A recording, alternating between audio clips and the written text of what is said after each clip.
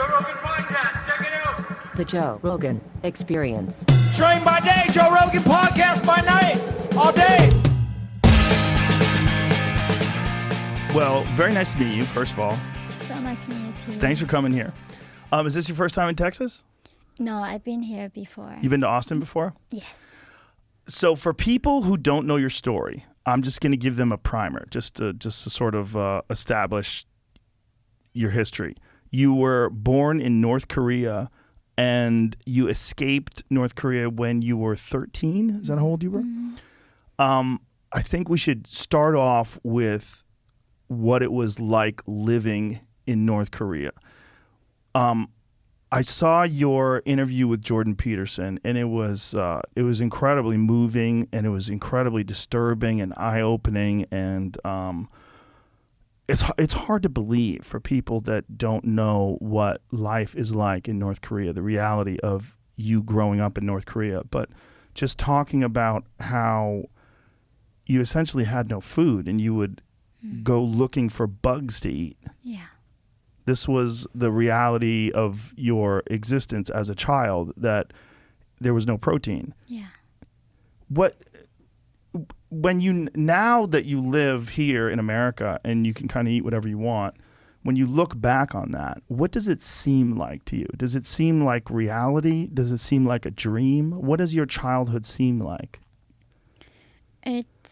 Sometimes this feels like dream. This feels like a dream. Yeah, so I pinched myself a lot in the beginning because they say if it's not dream, it hurts, right? When you pinch yourself. So a lot of times I pinch myself because sometimes I'm really horrified if I wake up from this, that I'm gonna wake up in my living room in North Korea. So sometimes that line is very blurry to me. And because the one common thing that North Koreans all have is actually in our dreams when we sleep, it's back in North Korea. So in our dream, we somehow never able to escape it. So every day my mom wakes up, like she tells me about story how she was back in North Korea. And I have the exact same thing. No matter what, how many years we left afterwards, in our dreams, we are still in that country. So that's the nightmare. The nightmare is that you're still trapped in North Korea. Mm-hmm. When you lived there, you didn't know that there was another way to live. No. It's like here right now, we cannot imagine a life in some different planet in the universe, right? We just don't know what their life looks like. Exactly the same thing. I never knew the life in different planet could be like. And where you lived in North Korea, there was no internet. Yeah. There's very little electricity, right? Mm-hmm. And how much education did you get? I never even seen the map of the world. So as even Asian, I did not even know that I was Asian. So the regime told me I was a Kim Il-sung race. Kim Il-sung race. Yeah, and then the North Korean calendar begins when Kim Il-sung was born. That's like to Taiwan, that our history begins. So I don't even know what Jesus Christ is. And I don't know anything before Kim. So there was everything before Kim, the history was erased for us. But the thing is that we are hungry, we're starving. If you eat breakfast, you worry about lunch. If you make it to dinner, you are not sure if you're going to make it to tomorrow. So in that scenario, who thinks about history? Nobody thinks about anything other than surviving. And that is why precisely Kim Jong-un keeping us starving mode. Even though the UN, the international organizations, begging to give food and formula to North Korean people, but Kim Jong-un is just saying no to this food aid because he doesn't want us to be fed. So he's purposely starving the people to keep them weak so that all they think about is surviving, so they don't think about revolution. It's a Hunger Games. It's like when I was reading this book, Hunger Games, I literally like, oh my God, this person copied North Korea. There's a capital. You divide into 13 different districts. Capital people have everything they need. And on other provinces, their own purpose, they're being starved. So only thing you can think of, your survivor. If you are full in your stomach, right, you're going to start thinking about meaning of life. Art, what's out there in the universe. You can do all of that higher thinking when you are full in your stomach. But when you're hungry, the only thing that matters is your hunger. When did North Korea become what it is now? When did it shift to this totalitarian regime that's starving its people and puts people in these classifications? Like for one example, one of the classifications is if your grandfather or great grandfather committed some sort of a sin, you are perpetually punished for that. Yeah. Everyone in your generation, your next generation, all of them are guilty. Yeah, forever. There's no redemption. If the one person commits a crime in that family clan, 3 to 8 generations gotta be purged. How many generations? 3 to 8 generations. 3 to 8. Yes. Mostly commonly 3, but the people like who challenge the regime or challenge the leader, then 8 generations get 8 purged. generations. Yeah. And then after the 8th generation, are they absolved? No, they are gone. They're all gone. Because by 8th generation, you even kill the in-laws of somebody in-law. So not even the blood you get purged. If your cousin, somebody marrying the in-law of somebody, so there was one official who escaped, 35,000 people were purged. A lot of them, 80% of them, did not even know that they were related to this person. Wow. Yeah, cousins of cousins, somebody. That's how they get rid of the root of entire this clan. When did this all start? When Kim Il-sung came into power, so he was a big Marxist and Leninist, and he was a communist. So before the Korean War in 1948, that's when he began this in the name of equality, right? Let's take everything back from the capitalist. Let's nationalize the land, get rid of private property. But he made North Korea into very unequal society, dividing people into 50 different classes. 50. Yeah. And the way the classes worked, you couldn't marry up. No. Say, like, if you were a higher class and a man wanted to marry you, if he was lower class, you would then become a lower class as well. That's how they prevent the mixing with the class. So there's no marrying up. You only go down. So no matter what happens, if you are at a lower class, you stay there forever. Forever. No chance of moving out of that zone. And it's not based on merit. It's not based on your performance. It's not based on anything other than the way you were born. No. This is when I was confused. When I went to South Korea, people say, if you work hard in South Korea, you are going to get rewarded. And that's when I thought, wow, that is justice. Because in North Korea, doesn't matter what you do, what you want to do, what your dreams are. It's already determined by what your ancestors did. But the thing is, how do you choose your ancestor? Right? Like you can never choose your parents.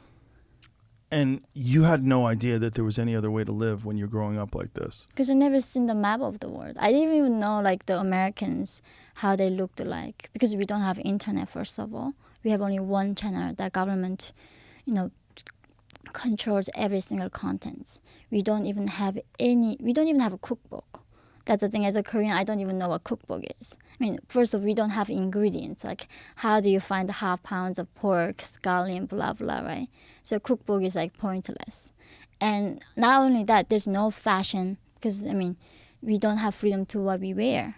So even when I heard the job called modeling, I was like, what is that? So everything that I learned here is like all new concept to me as a North Korean. So when you would eat, where would you get your food from? So the land is government, right? The house is there's no private property, and but those farmers working in the collective farm, they smuggle it out and sell it in the black market secretly. So those food if we have money, we go to black market, buy corn, starch, those things. But mostly we just go to mountain to pick up plants, flowers, and like grasshoppers is the biggest protein source for North Koreans. But the government doesn't provide any food for the people? I heard they did in the 60s, 70s. But I was born in 1993 in October, and that is right after Soviet Union collapsed. So until then, Soviet Union was subsidizing North Korea's economy heavily, and China did the same. But when they collapsed, they stopped helping North Korean regime. So the regime policy was, if we, as long as keep the 10% alive who are in the capital, our rule is successful. So they were not going to do anything until 90% of population dies. Wow. It's still there, same rule they have. Until the 90% dies out, as long as we keep the 10% alive, we are not going to do anything, intervene the So starvation. there's no effort whatsoever to get food to the people. It's not like effort. They're actually actively preventing people to get resources. Preventing, right now, even last time the Biden was calling Kim Jong-un, can we give you vaccine? And Kim Jong-un said no. South Korea was calling North Korea last year. There was a big flood. Can we give you at least some medicine? And Kim Jong-un said no, we don't want any medicine. So because they don't want any aid from the West? Even South Korea. Want to keep people as weak as possible. Exactly. They want us. Today I was on the way here thinking, getting up in North Korea as a child was challenging because every day you get dizzy from the starvation. You get hear noise every single morning when you wake up. It takes 30 minutes to gather your thoughts, to able to walk straight, because everybody's in that mode of starvation. Yeah. So as you can see me, I'm very small. I eat a lot. I'm still 80 pounds. But when I was escaping, I don't even know how little I was. And North Korean men above 4'10" high, they have to go to military. Women too is mandatory. Men have to serve in the military 13 years, mandatory, and women is 10 years. And most men are very small because of malnutrition? Yeah, 4'10". 4'10". Yeah. Wow. And so they just allow people to forage for themselves. That's the idea. Yeah. Find your own food. Yes. Are you allowed to have a garden? Can you grow vegetables? Can you have animals? Well, one of the executions that my mom saw was a young man was eating beef, a cow, because he killed a collective farm cow, and he got executed for that. Everything is owned by the state. In North Korea, you don't even own yourself, right?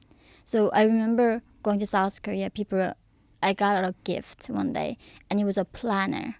So what you're trying to do is a notebook. And in North Korea, you don't plan your day. You don't get to plan what you do with your life. A week before or a day before, there's an announcement from the government how you're gonna spend your day, what to eat, where to go to work, what to do, when to go to sleep. Everything is determined by your own state. So this guy was executed because he killed one of the state's cows. Yeah. And you're not allowed to have your own animals. So you can't have chickens or something along those lines? They might hide it, but last year Kim Jong-un confiscated entire dog from the population. All the dogs? Yeah. That was because of COVID-19, right? No? Because wasn't? he said it was the corrupt Western sentiment where we have pets. So he ordered to kill the entire dogs for the meat. So get rid of dogs, because even he just didn't like that it looks like Western having a dog, having a real friendly relationship with the animals. So everyone's dog in all of North Korea confiscated. was confiscated and killed? Yeah. And what did they do with the dogs? I don't know what the regime leaders did. Wow. Yeah. So do they provide you with any food? No. No. So you have to find food on your own, and most of the food is wild food, like grasshoppers and flowers that are edible. And Yeah. So this is why the most bizarre thing is that regime initially said, oh, give us your land, give us your freedom. We are going to provide free health insurance, right? For the education, free housing, free of everything. You don't have to worry about anything. The state is going to be taking care of everything. But after Soviet Union collapsed, North Korea came this idea is called the self-reliance. So you're relying on yourself. But you can't farm. No, you don't have land. How do you farm? You Right. don't have freedom. There's no free market. If my father was sent to prison camp because he sold metals, he sold Metals, right? Yeah. Initially he sold rice, dried fish, clocks, and trading is illegal. It's not like he was selling weapons or drugs. Trading is illegal. So how do you be self-reliant? Yeah. So they just let you figure. So the whole idea is just to keep everybody weak. Yeah. It is so strange to someone who has been in America their whole life, like me, to even imagine that at the same time I'm living here, like one of the big problems in America is that people eat too much. Yeah. Isn't that- heard that. Isn't that crazy? I was shocked. I never understood having too much can be a problem. Because I just never knew that could be a possibility of problem. It's the number one problem here. Exactly how having too much is a problem. I don't get it. I think what is the percentage, Jamie? What is the percentage of people in America that are obese? I think it's large. I think it's more than 50%. I think it's and it's a huge factor with diseases, and I mean 78% of the people that are in the ICU for COVID are obese. Yeah. What is it? 43%. So almost half of the people in the country are obese, Yeah. meaning they eat far too much food. Yeah. And for you, that concept must be insane. You might you're in the upside down world. Like you're in, right? That's the thing. It's like different planet. The common law that I knew in North Korea doesn't apply here anymore, and it is just so confusing to me. How hard is it not to eat? It's hard when you don't have food, when you cannot Right. find it. And to me, is that I don't know why that is so challenging. Can you do me a favor and just push the microphone forward? Yeah, like this. Yeah, so it's right in front of you. There you go. Yes. So, yeah, it must be, like another planet. The idea of Yeah. having too much food. Yeah, and that's the source of. I mean, they're complaining about it. So I'm like, even that is a reason for complaint. Yeah. That's something unbelievable. I just don't get it. How is that? It's so easy. If you have too much, just don't eat it. You just don't put it in your mouth, right? No one is forcing you to eat a lot. Yeah, but food is addictive. And people like to comfort themselves with food when it's everywhere. And it's also, it's a strange problem, right? The problem of excess. It's a strange problem. Like you have too much. But this is humanity, or our humanity, we've been starving. Yeah. It's the very first time humanity having this much access, and I have some compassion for that. But a lot of problems. Like I met American friends in New York. I went to school there, and like my friends' complaints, I couldn't sympathize in the beginning. Right. I literally, because their problem is like some guy they went on a date and they don't call them back, and they call me and complain like there's a people actual problems like life and death. Yes. This is not a problem, but. Well, it's an issue of perspective, right? Like your life, you've seen horrific things, whereas so many people, the worst thing that's ever happened to them is someone broke up with them. Yeah. Yeah. When you were talking about going to the doctor when you were a child, and that this is a very disturbing story, but I want you to try to explain it to people, how people were dying in these hospitals and rats would eat the eyeballs of the people who were dying, and children who were starving would eat the rats. And then the children would die and the rats would eat the children. Yeah. Explain what this was like, that you how did you see this? Well, I mean, seeing that the bodies on the streets like everyday thing. It was Where were the bodies? Like just laying around on the streets? also they are floating in the rivers, and then they also train stations somehow had a lot of dead bodies because North Korea is very cold, and there's a train waiting area, and North Korea has one train go to one distance like once a month, and like here it would take like 1 hour to go the other place. In North Korea, it take a month at least to go because there's no electricity, and sometimes people have to push the train. They have to push the train. Yeah. Traveling in North Korea is an unbelievably difficult thing within North Korea. So, so in train stations, that's when people die mostly. And in North Korea, the hardest thing as a child for me is that when my mom goes away to find food, we don't have we don't have phones, we don't have letters. If I say goodbye to her, I don't know when I'm gonna see her again, or if I'm ever gonna see her again, because she could have killed and like raped and starved. You just never know how to find people. So in the morning when you go to walk in the train station, they just put the piles of the dead bodies, and they're all become rigid, right? They're almost like wood, pile them on and taking away. But the thing is, for me, I didn't even know the word compassion. Like nobody told me you have to feel bad for it, Because for me, it's like fish in the water don't notice the water, right? Like that. It was like Right. something every day I saw as a child. So you never went days where you didn't see. This is a normal thing to see dead bodies. It was like every day as like normal as like breathing the air right now.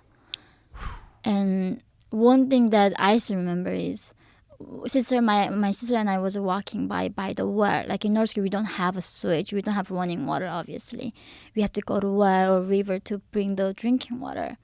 And there's a young teenage boy, I think, lying down, and his intestines coming out of his back. When you're really malnourished, that thing all opens up. You got zero fat. Every hole all opens. And you see dogs looking at his organs coming out. And he was still somehow conscious, begging for food at the time. He was begging for food while his organs were hanging out of his body. Yeah. And I don't know why he was like pants were off. And I felt nothing. That still haunts me till this day. Like, I don't know how I felt nothing at that point. And that just looked horrible. And because it's just the fact that he's alive and so much flies flying by on his organs, and how he's somehow consciously begging for food. And I didn't feel anything. You felt no compassion. No. It was just normal. Yeah.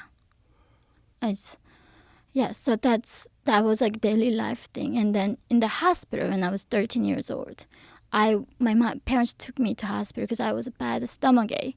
And then we don't have like X-ray machines. We don't have MRI, none of that. Just doctor rubs your belly, and then he says, "Oh, we need to operate on her. I think her like appendix were bursting or something." So that afternoon they cut me open without any anesthesia. And but it's normal thing. People in North Korea operation without anesthesia. But the chances of you going to surgery is a lot higher for you getting infected because we don't have penicillin. The nurse is using a 1 needle to inject every single patient. So who do you know what the other person has? You get from actually more sick by being in the hospital. Right.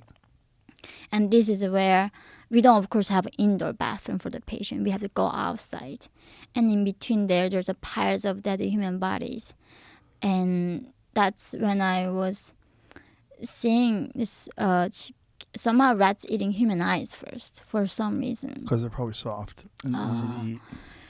And these women, I don't know, in my age probably, short hair, wearing these flower pants, and when they're dead, all like their mouth is somehow open, and their all eyes are hollow, and you see children like looking at the rats and laughing and chasing them, and adults telling them like, don't eat those, you're gonna get sick from it.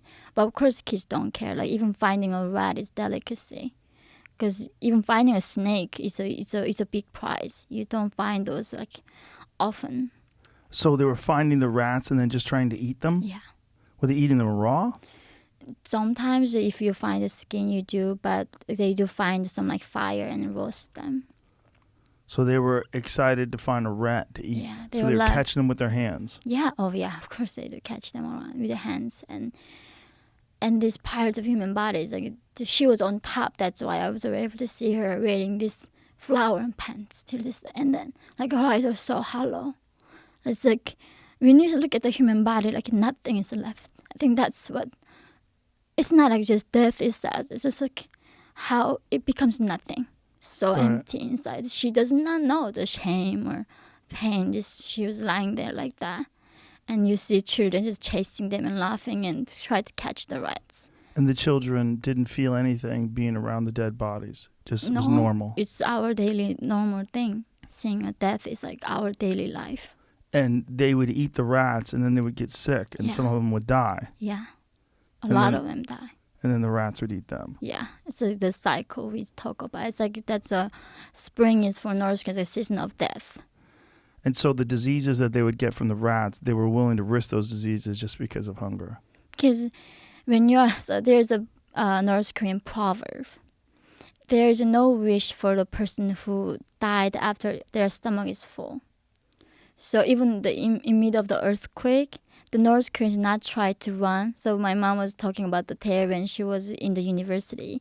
There's earthquake happening. And do you know what these students doing is not running out of the building and try to survive? they go to kitchen. So before they die, they eat at least, so they can die. So if you have that promise of eating a one meal, they're gonna risk everything for that. So it's just an entire country in a perpetual state of starvation. Yeah, I remember playing with this game with my sister as a young girl. I never ate till I felt full. So I would compare myself. I tell her I can eat 100 bread, and she's I can eat the mountains of bread. I can eat 10,000 more than what you just said, because I don't know the limits of my stomach. Because I never tested it. So you always were hungry. Always hungry. Never felt full. So you escaped. Your father was arrested for trading in metals, right? And he was just trying to find resources, trying to get money for the black market for food and things like that. Yeah, is that what it was? to get us alive. He had to, because regime does not provide food for the people, so they had to break the law, which is trading, to survive. Right? Without trading, how do we even survive? So he was trading these metals, and he got caught, and that's how he's in the prison camp. And how long was he in prison for? Several years, but he was sentenced to more than 10 years. So I think he was totally in prison 3-4 years. But he got out for sick leave, which is had to go back once he got better. Mm-hmm. But of course, in North Korea, that's who cares if you die. He was a very smart guy. So he tricked the guard, saying, if you get me out for the sick leave, I'm gonna get you money. Because North Korea is the most corrupt country that you can find right now in today's world. So corrupt. So he tricked the guard, told him that he'd get him some money, and so he was in for how many years? You said 4 years? 3-4 years, yeah. And what was it like when he got out? I didn't recognize him when he came back to me. I did not know that was my father. Even his voice changed. It's when I call North Korea, even till this day, I do have people underground. I get information.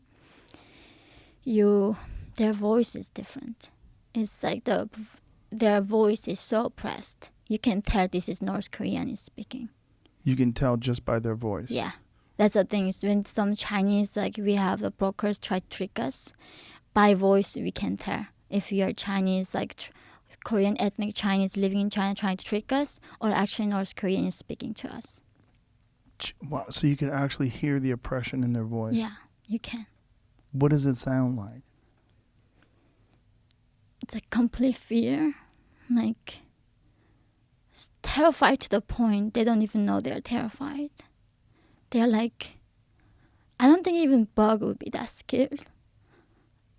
He was calling me Yeonmi, in his voice. I didn't see my father, and he was so scared, and I could see he was so scared. I was only 9, something 10. I don't even know. I was young. And I could say, why is he so afraid? And so he does get out, and they never put him back in jail again? Because I rescued him after I went to China. I got him out, so he had to go back. He had to go back to jail, but he died in China. So you were 13 when you and your family, was it you and your mother that escaped? Yeah. How did you get out? So that hospital, right? Initially, my sister and I was gonna escape, but when North Koreans say when you are escaping, of course we don't have phones, we don't have a map, we don't know what's the outside world look like. Right. Luckily, I was living in this border town of North Korea by then. So at night, if you see the satellite photo of North Korea, it is literally the darkest place on earth. Yes. We don't have electricity. So I was seeing these lights coming from China. So I thought if I go where the lights were, we would be finding some bowl of rice. So at 16, my sister left with her friend, and she left me a note while I was in the hospital and got removing my appendix. And then as soon as I got out of the hospital, I found a note. And initially, my mom and I went to look for sister where she went. But when we found the lady, she told me that she could help me to go to China that day. And so this was you and your mother, and you were 13 years old. Yeah. So how did you get across, and what was that experience like? So this is so told my mom like come with me to China, and my mom was like, father is like, my father was home, he was waiting, but the thing is that the tragic thing for North Korea is we cannot even say goodbye to our loved ones. So if we got caught on the journey, and if my father knew that we were escaping, he's gonna be punished so much. So it's better off that he does not know that we are escaping for his own safety. Because they're going to torture you to the point that you're going to say anything. Because they do this all subconscious like torture that they make you not sleep. In a single room has like no air, much air. If you put there for 40 days alone, you go crazy. You say whatever they ask you. So if he actually knew that we were escaping, it wouldn't good for him. He would be dead. So I told him, I'm like, you cannot tell father that we are escaping. So that day we climbed up this like several mountains, and then we went to the riverside. But she had a connection with the guards. Why did you not bring him with you? Because he's a man and he was sick. And somehow she said only women can go. Only women can go. I did not know what she meant by that. She's like, you should just go with your mom. And don't even tell those people that's your mom. She said, like, you are like 18 or something. And my mom was something 30. So she told me that our age was different. So, and this would somehow or another help you when you were going across? Yeah. How would that help you? I don't know.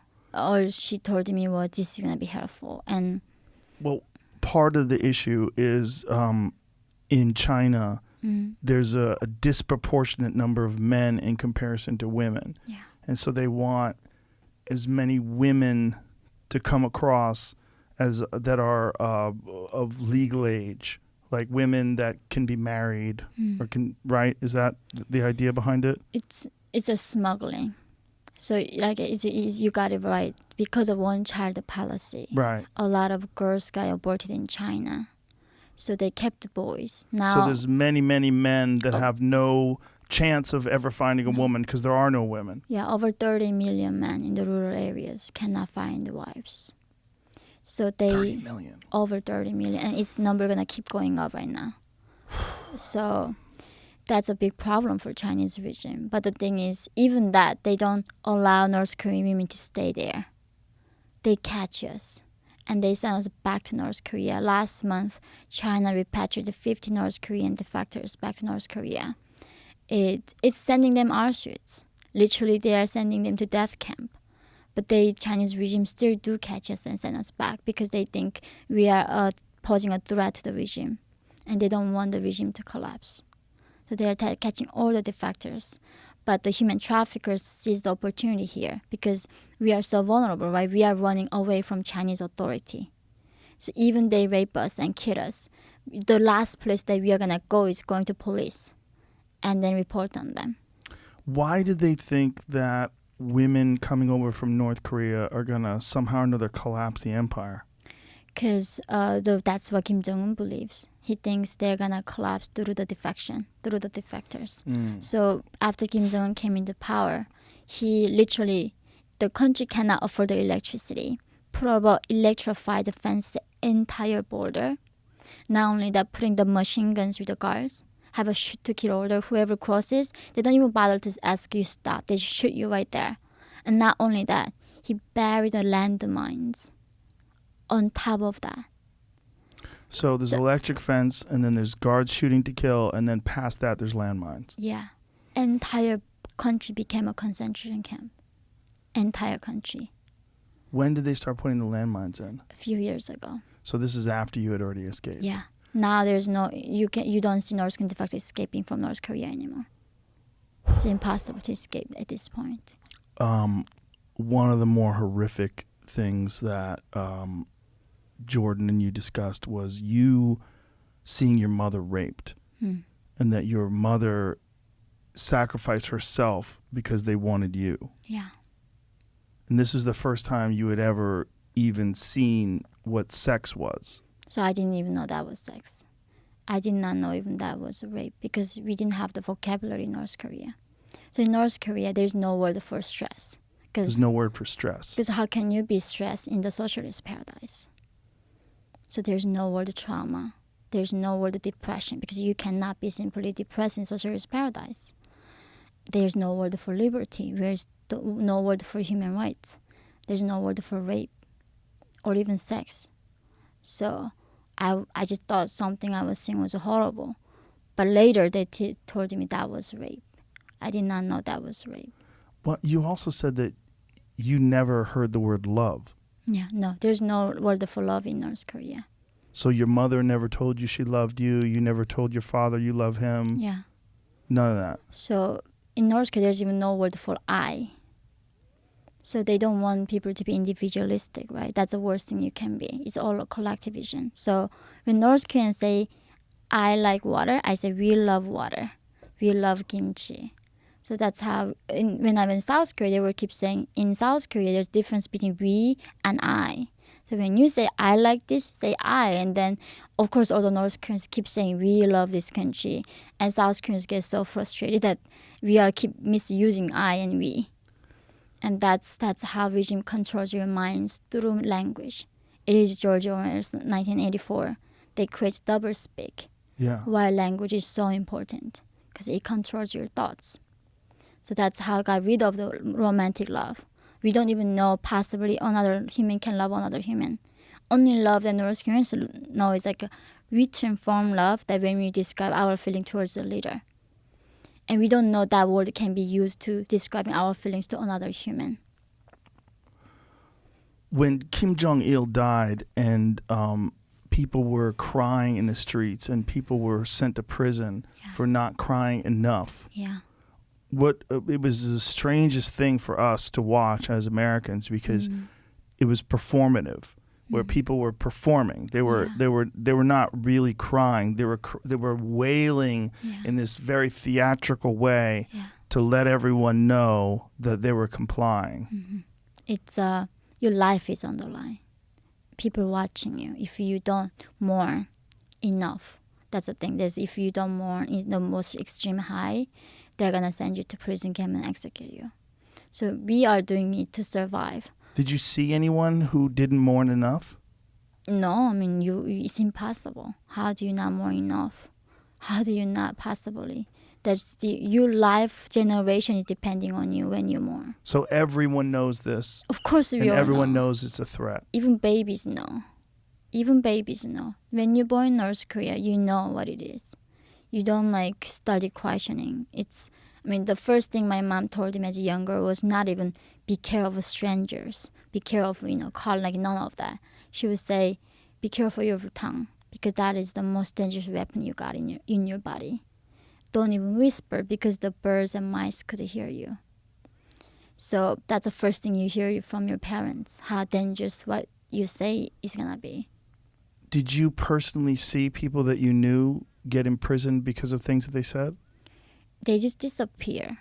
One of my sister's classmates, her mom, when they executed.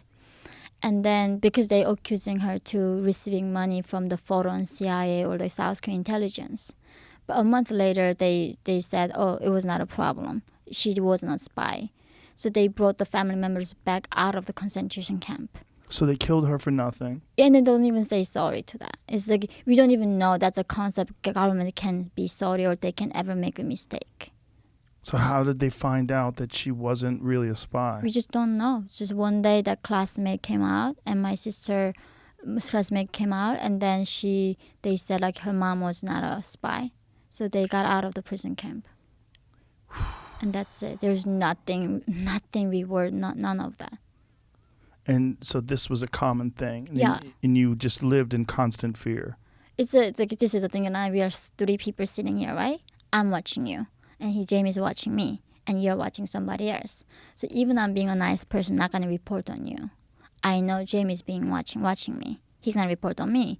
But even if you try to be nice, but he knows he's being watched by somebody too. So you're being spied on, and you're spying on somebody. So no escape. And everybody has to report Absolutely. anything that they find. Like if you said something negative about the government, I would have to tell on you. Otherwise, I would get in trouble. Yeah. And the other person don't report on you, that person get in trouble. There's no way out of it. That's how they create distrust. Like one thing that shocked me when I came to the West, like how trust exists. In North Korea, there's a saying like, don't even trust your own back. Because you don't know who is a spy. You don't know who is listening, who is watching. And people just disappear. Yeah, just disappear. And public executions happens in a stadium next to market where most people go. And in North Korea, there's no concept of minor, right? There's no concept like minors cannot do labor. Like that's not a thing. As a child, 7 years old, you go to school, you work. You go to work in the dam, construction, in the farm. And you're a minor, so therefore when there's public execution happens, you're on the front line because you're the shortest. Just they line up 5, 6 years old in the beginning, and then like in the age going sit like all it's a mandatory to attend. So it's mandatory to attend public executions. Yeah. And how do they kill the people? After Kim Jong-un got in power, he became more brutal how he kills people. He used the air missiles that shoot down the airplane, that kind of powerful weapon. So when he kills people, they blow up into pieces.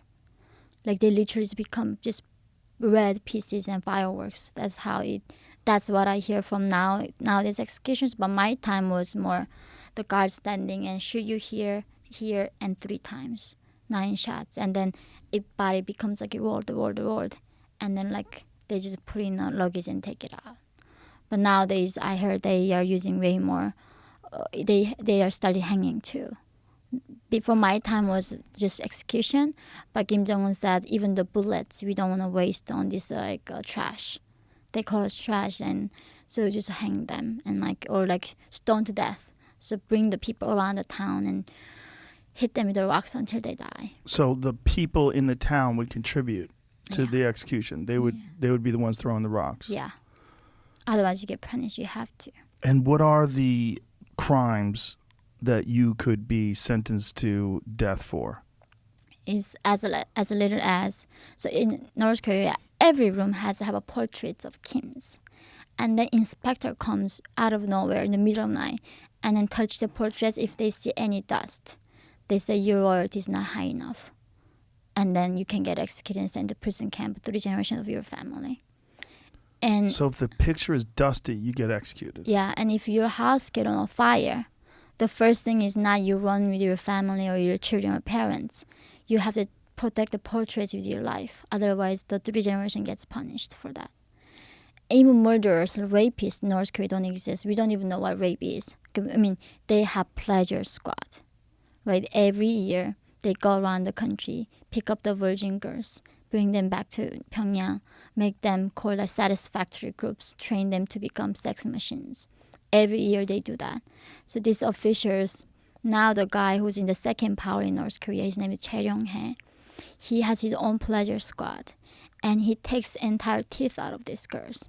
So when they kiss him down there, he has more pleasure. So these things is not a crime in North Korea. Like literally when women walk down, if the guys stand you and rape you, you cannot go to police, you got raped, it's your fault.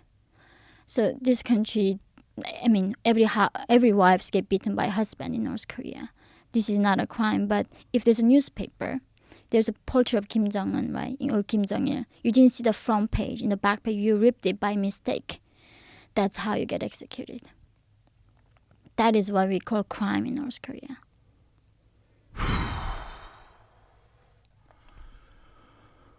Wow. Having escaped that and looking back on it now and knowing that it exists right now, what can be done? What could the rest of the world do? I mean, North Korea has nuclear weapons. Mm-hmm. It's they have a powerful military. Yeah. What can the rest of the world do to stop this from happening? Because it seems like this is horrific. It's a form of genocide, and it's happening right now. It's a Holocaust. In 2014, UN conducted this investigation for a year, and the conclusion was the only resemblance that we find in our history, what is happening to North Korean people, is a Holocaust. So Holocaust is happening again, and of course we are denying it again. Right? When it was Holocaust, it was happening. A lot of people say, "How is that possible?" It's so hard to believe that. And North Korea, using this concentration camp, these people do the biology test. They put them in the gas chambers. Right now, they do that. A biology test. Of What's course. the biology test? They test a lot of the weapons, biological weapons. So they, keep trying to. North Korea spends entire their GDP on developing nukes and weaponaries.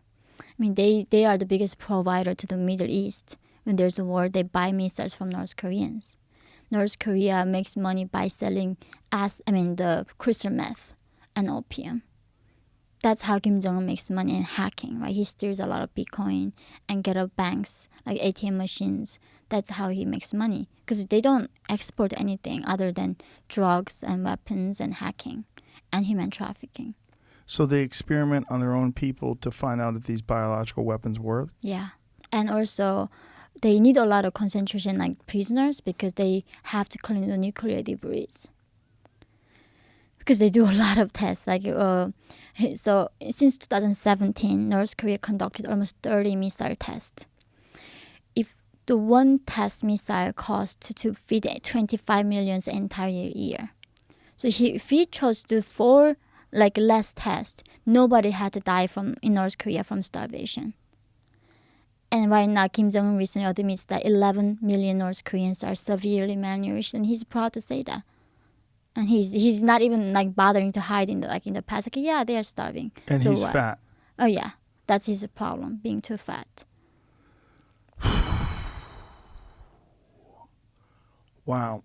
So they're forced to clean up nuclear waste from these The debris, test sites, everything, yeah. and of course they die from Of radiation. course, they don't last 3 months. Normal life expectancy when you go to concentration camp is 3 months.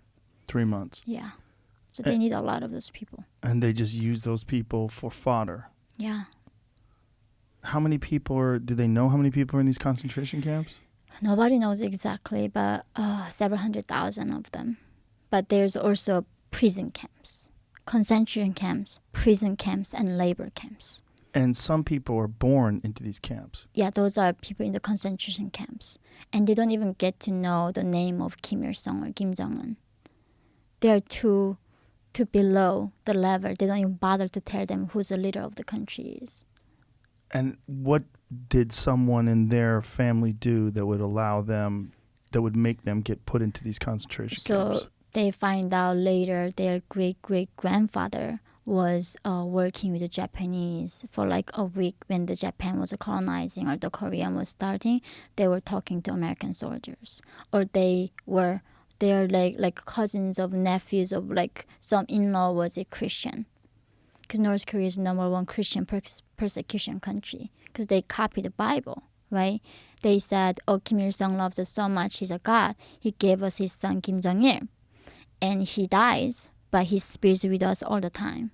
That's why they can read my thoughts. He knows how much hair I have, and that's how." So when you become a god, you don't need to explain. You don't need to make sense.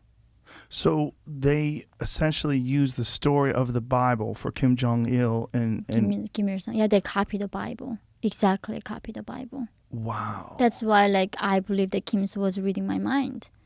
I mean, if the people believe in the West, that Jesus knows what you're thinking, why do you think it's surprising that North Koreans believe that? So someone's great-grandfather speaking to the Japanese would be the reason why they would be raised in a concentration camp and never even be told the name of the leaders. Yeah. And that's happening right now. Oh, it's been happening for the last almost 80 years. Yeah, this has been going on, and as you just ask, what can be done? Kim Jong-un cannot last even 1 week without Chinese regime support. The only reason the regime exists is because of Chinese Communist Party. How do you test missile without oil? Kim Jong-un cannot even drive his Benz in Pyongyang. China refused to not helping the regime. They keep helping Kim Jong-un, keep sending the oil. Even last year, the New York Times covered it. The ship with full of gas oil going to North Korea. So Kim Jong-un could test missiles, even amid the pandemic. Why does China support North Korea? I really think one is they don't want that democracy come to next door. right? That South Korea, Japan, America is all right next to North Korea geographically. And North Korea is like this almost like a buffer zone for them, for this Western movement coming into their country. And also they think of North Korea more like Tibet or Xinjiang. If they let North Korea go, then Xinjiang people gonna wanna go. Tibetans gonna be independent. Hong Kong's wanna be independent. So they cannot give up any one of them. So because of the stability and symbolic thing for the Chinese people within the country wants to be independent. So they want to maintain North Korea forever. And Mao said that relationship between China and North Korea is like the relationship between your lips and the teeth. Without lips, you cannot really close your mouth and eat. Without your teeth, you cannot chew. So you need each other to survive. And that's how Mao's son died in Korean War, by defending Communist Party in the North. That's how Mao lost his son. That's how he believed that they need North Korea.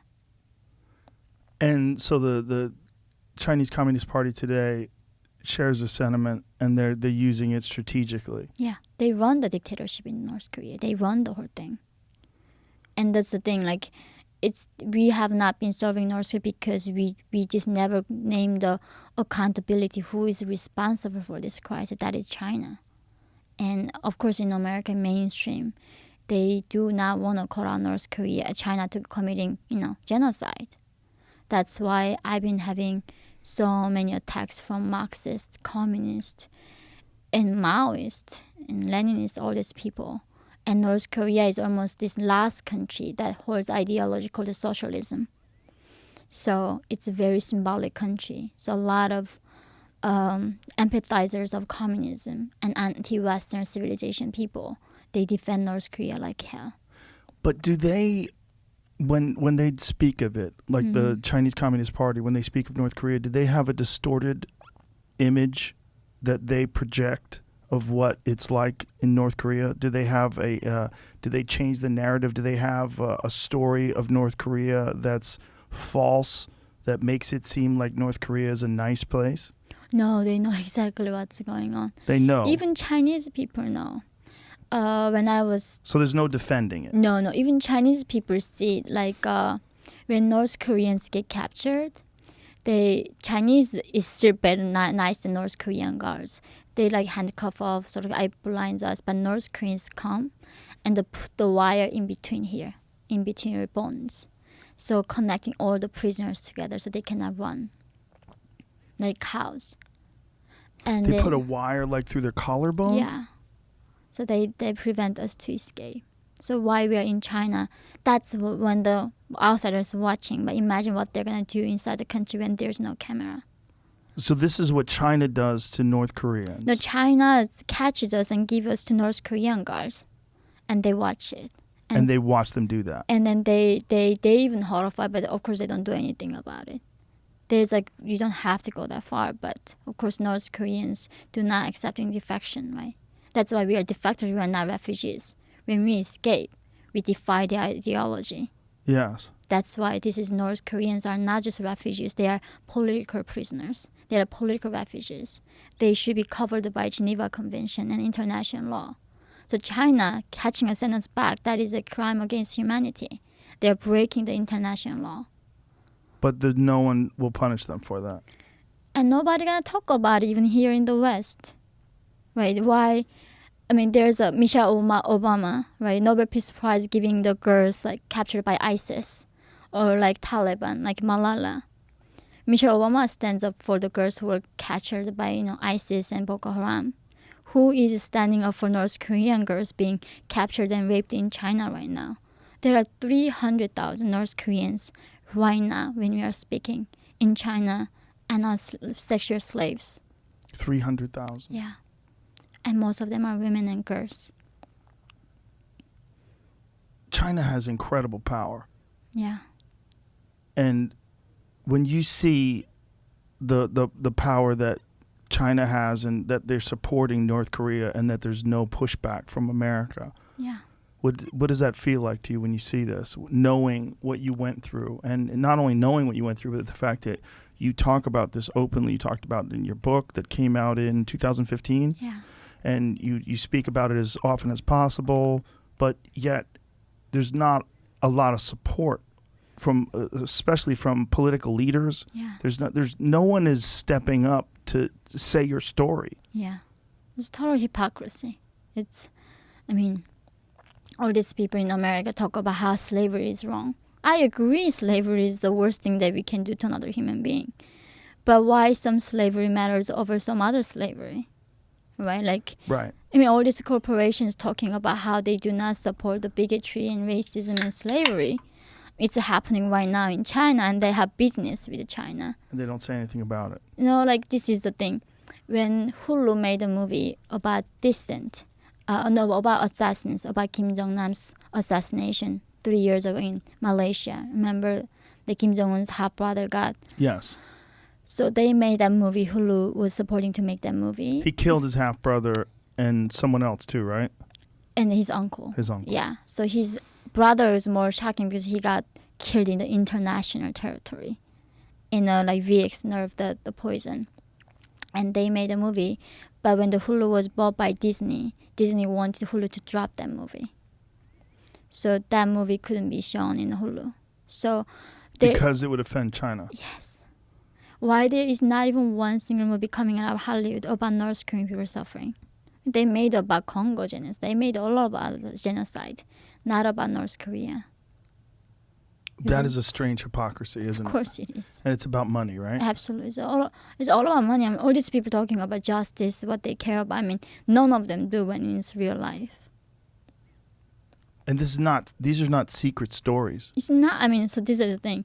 Oh, don't make it up. Kim Jong-un kills his uncle. Right? That was on the national newspaper. He kills his half-brother. And look, do you remember the Otto Warmbier, the American 21-year-old student? Yes. Who was accused of stealing the banner? Mm-hmm. He was brain dead. By the time he got to America, yeah. he was beaten to death, right? Yeah, and he was sentenced for 15 years in the labor camp for trying to steal the banner. But this is a country that did to white American mayor, to the most powerful country citizen. Imagine what they're gonna do to their own citizen. You cannot even imagine what they do to their own citizen. So North Korea, this nationalism is to the highest. So when North Korean men go to China, get raped, and we get pregnant. When we go back to North Korea, the guards kick our belly until baby dies. They don't let the baby live. It's just unbelievable. This is happening in 21st century, and still, we somehow don't talk about it. Not just don't talk about it, but it keeps going, generation after generation. Yeah. If it's been happening like this for more than 80 years, yeah. What's going to stop it from happening for another 80 years? And if people are quiet, nothing. It's going to keep going. And this is what is, to me, is as an activist, right? I'm a dissident. I'm fighting against this regime. We know when Jamal Khashoggi get killed in Saudi consulate, there's no accountability for the dictator, right? Saudi prince, he didn't get anything. When Kim Jong-un killed his half-brother in Malaysia, nothing. There's no accountability that we are asking of these people. So standing up fighting, it doesn't incentivize people anymore, right? So you don't see justice being served. And I think that is why it is so hard to fight now. Because people think justice is there, but I don't think it is that. It's something I don't see in real life. When we actually fight against injustice, it's most likely you're gonna be just get killed and nobody cares and just keep moving on. What can be done? If the United States and the relationship the United States has with China, they're unwilling to do anything or even speak out about it. Yeah. When they talk about the problems of the world, North Korea is rarely discussed. Yeah. And the horrific crimes of the North Korean regime against their own people, rarely discussed by politicians.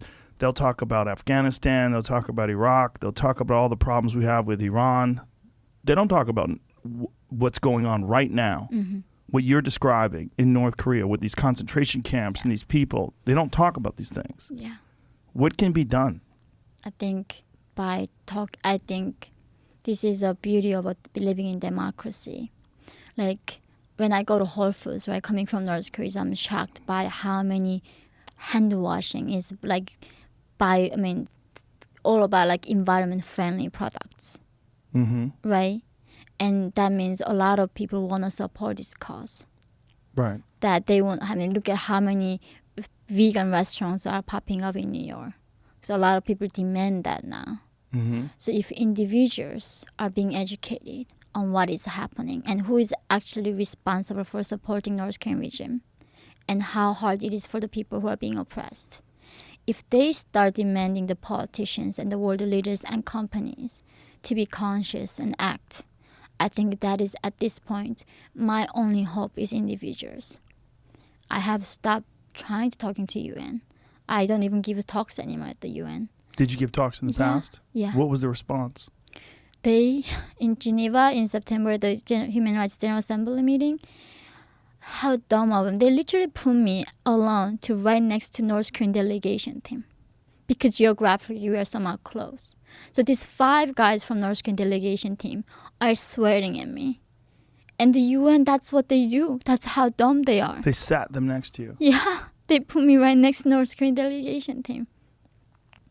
And no protection. No, I was so scared that going to like hotel room that night because I don't have like anybody protecting me. So I have tried, of course, but at the UN, who decides the human rights violators? Chinese and Putin and Saudis do. They decide who actually violates human rights. That's crazy. Yeah, so I have to go ask Chinese who actually committing this crime and complain. So of course they're not gonna listen to me. So what is the even point of the UN for this, right? And of course, I met Nancy Pelosi, I met a lot of politicians, and on surface, like, oh, that's really horrible. Let me think about what can I do. But of course, this is not what they care. They care about the systemic oppression that is happening in America more. They care about what's going to get them votes. Yeah. And what's popular, what's Exactly. on people's minds right now, Yeah. and whatever the narrative is that they're currently pushing. Yeah. It's going to allow them to get elected again. Yeah. It's all about their own interest. So when you spoke at the UN, what was the reception like? Oh, they are saying like this is the West propaganda trying to interfere other people's autonomy. In North Korea is a state of all their own. You should not interfere the other people's affairs. That's like still till this day Chinese narrative, right? They don't ask us what we are doing to Xinjiang Uyghurs or Falun Gong or like organ trafficking, all of that. It's our own business. Organ trafficking. Yeah. So when North Koreans go to China, we ending up like several different sources. Worst cases, they take us and they take our organs out and sell and we die. Like which organs? Everybody, your eyes, hearts, kidneys, lungs, liver. liver, all of it. They sell them. Of course, in China, you order the organ, it gets to you within 3 hours. How is it possible? How somebody dies miraculously in 3 hours for you? Like, China is do you know how many hospitals are being built for the organ transfer in China? How many? This is the biggest revenue right now being built in China. So do people from other countries go to China for organ replacements? Yeah, a lot of the Middle East and those countries go to China to get the So they just organ. turn a blind eye to it. Yeah, They don't think about the origin of the actual organs themselves. yeah, They just go, get it. oh, I need a lung replacement. And Yeah. China says, well, if you go here, we can get it for you. Yeah. And they go, and then they kill someone and take their lungs. Yeah. It became a biggest now a new industry that is rising in China is And organ transfer. Those people are generally North Koreans? Those are a lot of them were Falun Gong practitioners in China. Okay. Uyghurs? Yeah, now the Uyghurs, Mhm. but Falun Gong is different, like a peaceful religion they were wanted. Falun Gong, Uyghurs, and not as much Tibetans, but more like Xinjiang now with the Falun Gong North Koreans. And so they have them in some prisons somewhere, Yeah, and they feed them and just wait for someone to come along that needs their organs, and then they kill them. yeah, Wow. yeah, and This is proven? is it's a lot of other things are proven because when these people die, how do we ask them, how did you die? They are Right. dead. So that is a lot of Falun Gong survivors do testimony. They have told Yeah, about it's this. very well known. Like Jamie can look it up. It's a very UN even condemned China for that. Even they couldn't turn the eyes blind on it. It was too evidence. And another thing North Koreans go is prostitution brothels, right? And these girls resist. So what they do, they give them drugs. So they make them become drug addict. So now all they want is drug. So that's how they go to brothels. And then this men I said in these villages cannot afford the women in these little towns. So they buy one girl and they rotate the entire men in that town. And then like me, some of them just being sold. Like my mom was sold for just like mentally retarded family, the farmers' family, and we became a free labor for them and being a sex slave for them. And then Being a sex slave for a mentally retarded family? yeah. I mean, because if they're normal and they can find wives. They're all the like mentally retarded and not functioning people. Those people cannot find wives. So that's why we ending up in the most horrible places. We don't just go and like fall in love and meeting some normal person. So when you were 13, Mm-hmm. you escaped. Tell us what it was like. First of all, where did you escape to? You escaped to China? Yeah. And how did you get across? It was a frozen river in March, end of March in 2007. So you travel on the frozen river. Yeah. And we luckily didn't get shot by the guards. And when we got into the other side of the riverbank of China, that's when Mom got raped. And then they took us in a house. And they were like turning me around like a slave market, right? They checked my teeth and my body structure. And somehow being virgin is very precious in China. So they sold my mom for around $65 in this 21st century. And they sold me less than $300. And they sold us separately. But the thing is, they didn't even try to force us.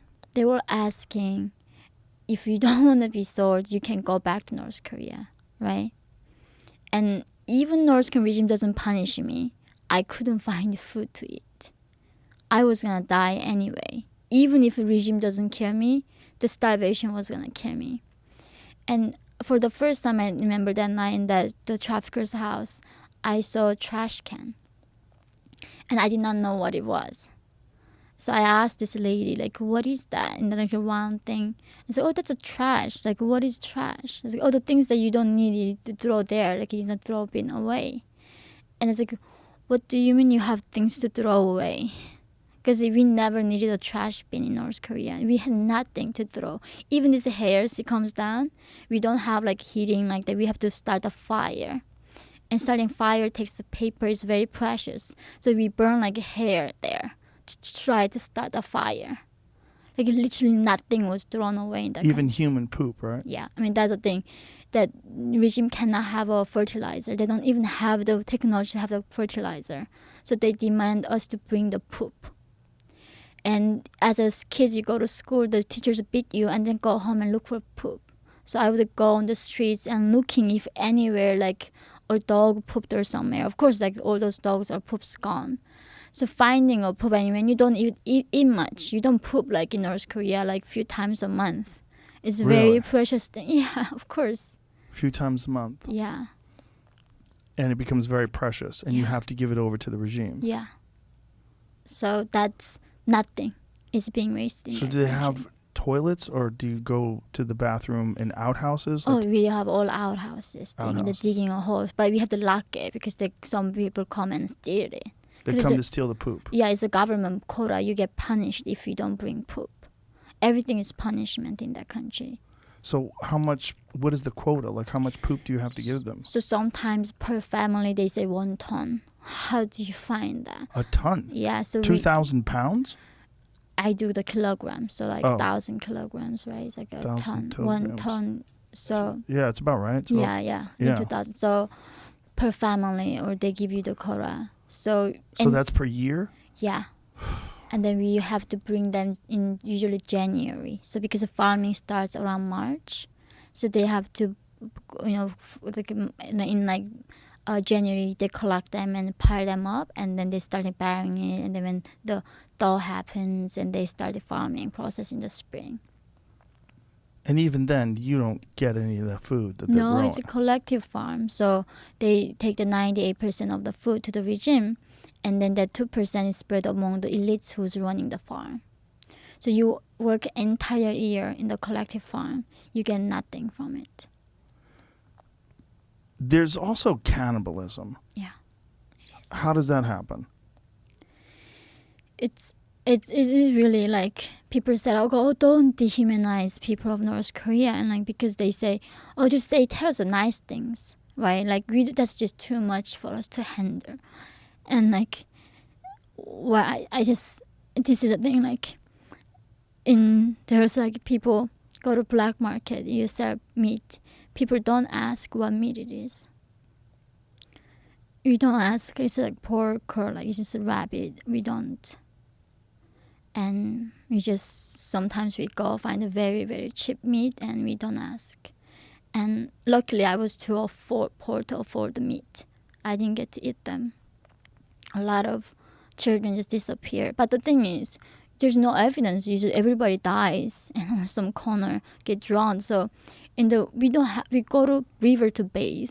We only bathe a few times a year. Wintertime we don't even bathe. And during the winter, we have to go to wash our clothes. So we make a small hole in the river. And sometimes you fall and slip through and you die like that. So it's just so easy to... Murder is not a thing. So it's so many causes killing you. So some people, you lose your children. We just don't even know what killed it. And nobody bothered to go out and like find it for you. So many people die. So that's why it's easy to sell the human meat. So either they're killing the children or they'll find them dead and then just cook their meat and sell it. Yeah. And this is common. Yeah. So when you escape to China, what is the process like when you're in China before? How did you eventually got to South Korea? Yeah. How long were you in China for? Almost 2 years. And what was that like? What was the process like? Well, living in 2 years of China, felt like I lived 1,000 years on this earth. I feel like very old. I remember after there for 6 months, one day, I was walking alone and then it's like, I literally felt like I lived 1,000 years, right? Like making it one day was such a struggle. Whenever you let one day live, you think like, oh my God, I made one more day on earth. In China? Yeah. So it was that hard in China. What was so hard about it? Because one, you don't know when you're going to be arrested. So you always put your shoes on tight, shoe laces. And whenever you get into some indoor, you look for a place to run.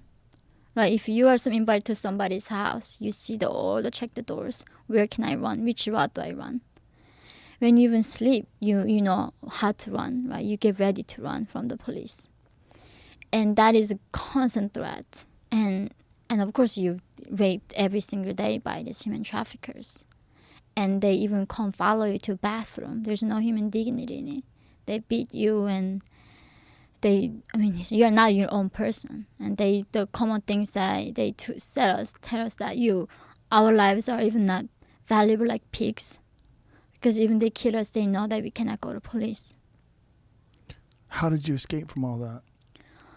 This is, so the man who bought me, he was very impressed because by then I went through 2 human traffickers prior me. So by the 3rd human trafficker, nobody is virgin. They all got raped. So he was Han Chinese and couldn't believe that I made it to him as a virgin. Because the first trafficker, my mom covered. Second trafficker, I fall like hair. I'd literally lose my mind. And thankfully, he had his mistress in the next room. So I didn't get raped. Even he tried so hard, I didn't. So by the 3rd time, Han Chinese, I was trying to kill myself. And then he said, oh, if you become my mistress, I'm gonna help you to get your family to you. But before that, he showed me the phone he had, because I never seen a phone in my life as North Korean. And he showed me, oh, this phone can take pictures, and look at these pictures I took. And among the one picture I saw was my mom in it. And I started telling that's my mom. And that's how he knew that I had that the woman that he sold was my mom, and obviously he raped her too. So he said, if I become his mistress, he's gonna help me with my family. So he took my virginity, he raped me, and thankfully he did help me. He brought my mom back from a farmer that he sold, and he brought my sick father from North Korea. That's how I brought my parents back to me. How did you escape from him? After almost 2 years, he became a gambling addict. He was a big gambler. He's spending all his money. And somehow this evil man was letting me go because he couldn't even afford to give me food at that point. He was so broke. So he said, like, I'm letting you go. And in some ways, in his most evil way, he loved me. So after 2 years, I was let go. And then I went to this chat room. So this is another thing. A lot of North Korean girls capture in these chat rooms where we do body cams. Clients are South Koreans. So we chat and then we show our body. But North Korean women, we choose that route because it's better than being touched by men in person, right? You're not raped in person. So this is all on the internet with web cameras? Yeah. That's also number one thing that North Korean women do in China. Or this nightlife. So in that room, I heard about something called the South Korea for the person because the clients are South Koreans. You didn't know what South Korea was? I knew the different name, but I knew that country was colonized by Americans. I heard that in South Korea, the South Korea was very corrupt capitalist and raped by American soldiers every day.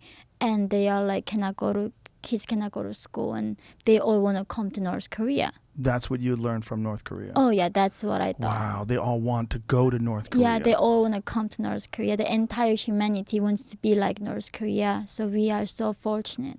They tell us that we have nothing to envy in this world. Wow. Yeah. So you find out about South Korea from these chat rooms, and you start to get a different idea of what South Korea must be like. Yeah. And we met this defector lady in that chat room. She told me she knows some missionaries. And if we become Christians, they're gonna help us to go to South Korea and be free. And that's when I heard like free for the first time. I asked like, what do you mean free? And she said, oh, you can watch TV and you can wear jeans and nobody gonna arrest you for that in South Korea. So that's what I thought of freedom. Watching TV and wearing jeans, Yeah. that's what you thought of freedom. It was never like freedom of speech or none of that. I was like, oh, that's cool. I can wear jeans. Because I was a teenage girl. I wanted jeans. And in North Korea, you get sent to prison camp for that. You get sent to prison camp for wearing jeans. Yeah, it's just a joke for Westerners that North Korean, even haircut is like ordered by the regime. Like the only thing that North Koreans are allowed to do that in that country freely is breathing. Everything else is controlled. What we wear, what we watch, what we listen to, how we dance, what haircut that we get, every single thing is controlled by the regime. So you're working in these chat rooms and you meet this woman and she says, you just have to become a Christian? No, we have to go to the shelter that Christians had. So we have to go and there study Bible. And we have to prove our faith to them. Then they're going to rescue us. That was a condition to be rescued by Christians. So it's a Christian missionary from South Korea. Yeah. And so did you have to go to South Korea in order to prove yourself to them, or did they do this all through online? No, we couldn't go South Korea, obviously. So they had a shelter in China, in some house hidden. So we went to their shelter, and then we joined them as a group and studied the Bible every day. So we would go fasting. I mean, we've been starved all our lives, but they say, God provides. So you go fast, you study Bible, you memorize verses, they come test you. And we pray together. And then once they think we are actually Christians, then they tell you how to go to South Korea. How long did that take? Several months. But when you're so desperate, right? Like, I'm going to believe in rocks if somebody asks me to believe in. Like, you believe in anything, literally. Right. So, and it was so easy. Like, North Korea regime was Bible. Like I was like, what the heck, this thing called Jesus and God, and like North Koreans like, don't worry, baby, just like plug God to Kim Il Sung and Jesus to Kim Jong Il, and perfectly made sense. Like God loves us so much, gave us His Son. He's there to protect us. We gotta suffer and go to paradise with Him later in life. So I did become a Christian. So it made the same sense to you because it was so similar to the story that they taught you in North Korea. Exactly. The logic was so similar. So you became a Christian. Yeah, I did. And several months of this studying the Bible. Yeah. And then they eventually got you to South Korea. They told us how to go, How'd you do that? which was literally walking across the Gobi Desert into Mongolia from China. You walked? Yeah. Wow. So they gave us one compass. We had even toddler in our group. We had one father and his father and the 7 ladies and few teenagers. They told us, You went by compass. yeah. Did they give you a map? I mean, you cannot look at the map in the desert. You don't have GPS. How do you know? Right. Nothing tells you if you're going circle or straight or backwards. That was the horrifying thing about desert is that it looks all the same. Right. Nothing tells you what you're doing. You can just keep going circle all night. And then, so they told us go follow the west and the north between in that direction. And if you cross the 8-wire fences, hopefully that's gonna be Mongolia. Hopefully. And then you find the Mongolian soldiers and tell them that you wanna go to South Korea, not North Korea. So that means so dangerous. The chances of you making in that desert is not even like 2-3%, right? Like 90-80% of time you're gonna fail. So they cannot lead us there. It's random luck. That's why they believe that God is gonna show us miracle. How long did it take you to walk from the Gobi Desert? It was just only one day. One day. But we chose that in February 2009 after Beijing Olympic. And in the frozen Gobi Desert, it's like minus 40 degrees.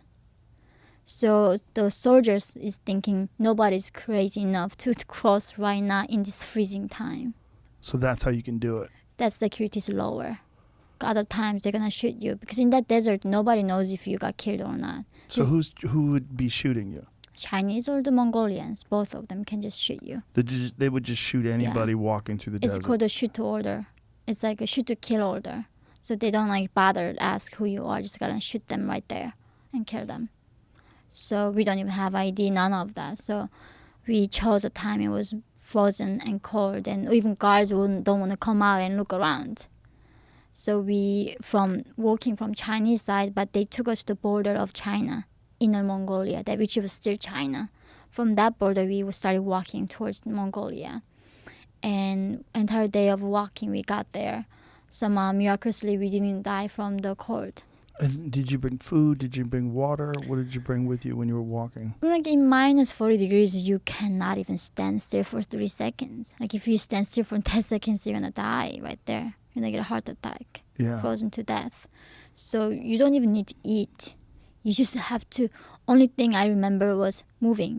Keep going. Keep moving. Whatever I was doing, I had to keep moving. Otherwise, you get very you don't get enough oxygen. So Right. very hazy and not clear. You get very sleepy. That's the thing. Like dying from cold wasn't bad as I thought. It was you become very numb, and you don't really desensitize, and you become very very sleepy, and that's when you know you're dying in the cold. How many people were with you? We had 1 baby and 7 people, and the toughest thing is when we were going across China, we had to give him sleeping pills because he would cry and he doesn't speak Chinese. But in the desert, he had to be wake up because he's gonna die frozen to death in the desert. So this baby keep falling asleep. So we had to keep shaking over, passing around between us, and he made it eventually. So he has to stay awake because if he falls asleep, the cold will kill him. Oh yeah, of course. So, Yeah. but he's not walking, right? You're Oh yeah, carrying him, he's a toddler. He cannot walk. He's few years old. but he still needs to be awake. So we had to keep shaking him and massage his feet and hands and shake him up and down so he could be conscious and up because he was keep falling asleep. What kind of clothes are you guys wearing? Well, we didn't have gloves. We didn't have any. You didn't have gloves. 4 No. degrees below zero. Yeah. So my mom didn't even have shoes at that point. So she eventually borrowed the shoes from a guy and robe is so big, and I was like just wear thin coat, and somehow that's why I guess we needed a miracle. That's why we had to pray. I don't know. It's like very low chance making it, so nobody not escaping through Mongolia anymore. So you walk through Mongolia. It takes you 24 hours. Just roughly one day, I think we took. Yeah. And then what happens when you get to the other side? We didn't get to another side. One just suddenly in the morning, the guards with the guns coming at you and asking you to put your hands up. So we all like lifting our hands up, right? And then they were like saying they're gonna send us to China, and then back to North Korea to get killed. So North Koreans, when we escape, we bring the laser and poisons with us to kill ourselves. Because I mean, going to North Korea get killed is way worse than killing ourselves right there. So you brought poison with you to kill yourself? And the laser, yeah. And a laser? Mm-hmm. What kind of laser? Very thin laser. That's like China, only North Korea said it. Like very, very thin laser. Oh, razor? Like blade, yeah. Blade, metal. Yeah, metal thing. Yeah. Very thin one. Yeah, So- it's razor. Oh, razor. Yeah, we hide in the belts like everywhere. So to cut your veins. Yeah, like right here or here is very easy to cut. So we were. This is like what still shocks me is that these Mongolian soldiers didn't have to send us to China, but they want to see how we react. So that's what they were playing with us, right? For us, it's like a life and death. For them, it's like a joke.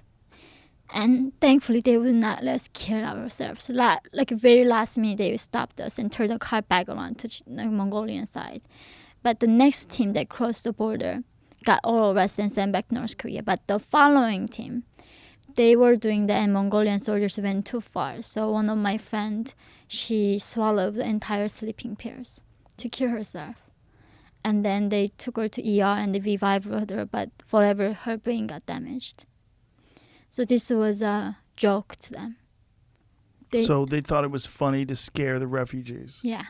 It's funny to see how we fight for our lives. But thankfully, nobody's choosing that route anymore. So when they capture you and they threaten to send you to China and then back to North Korea, how did you get out of it?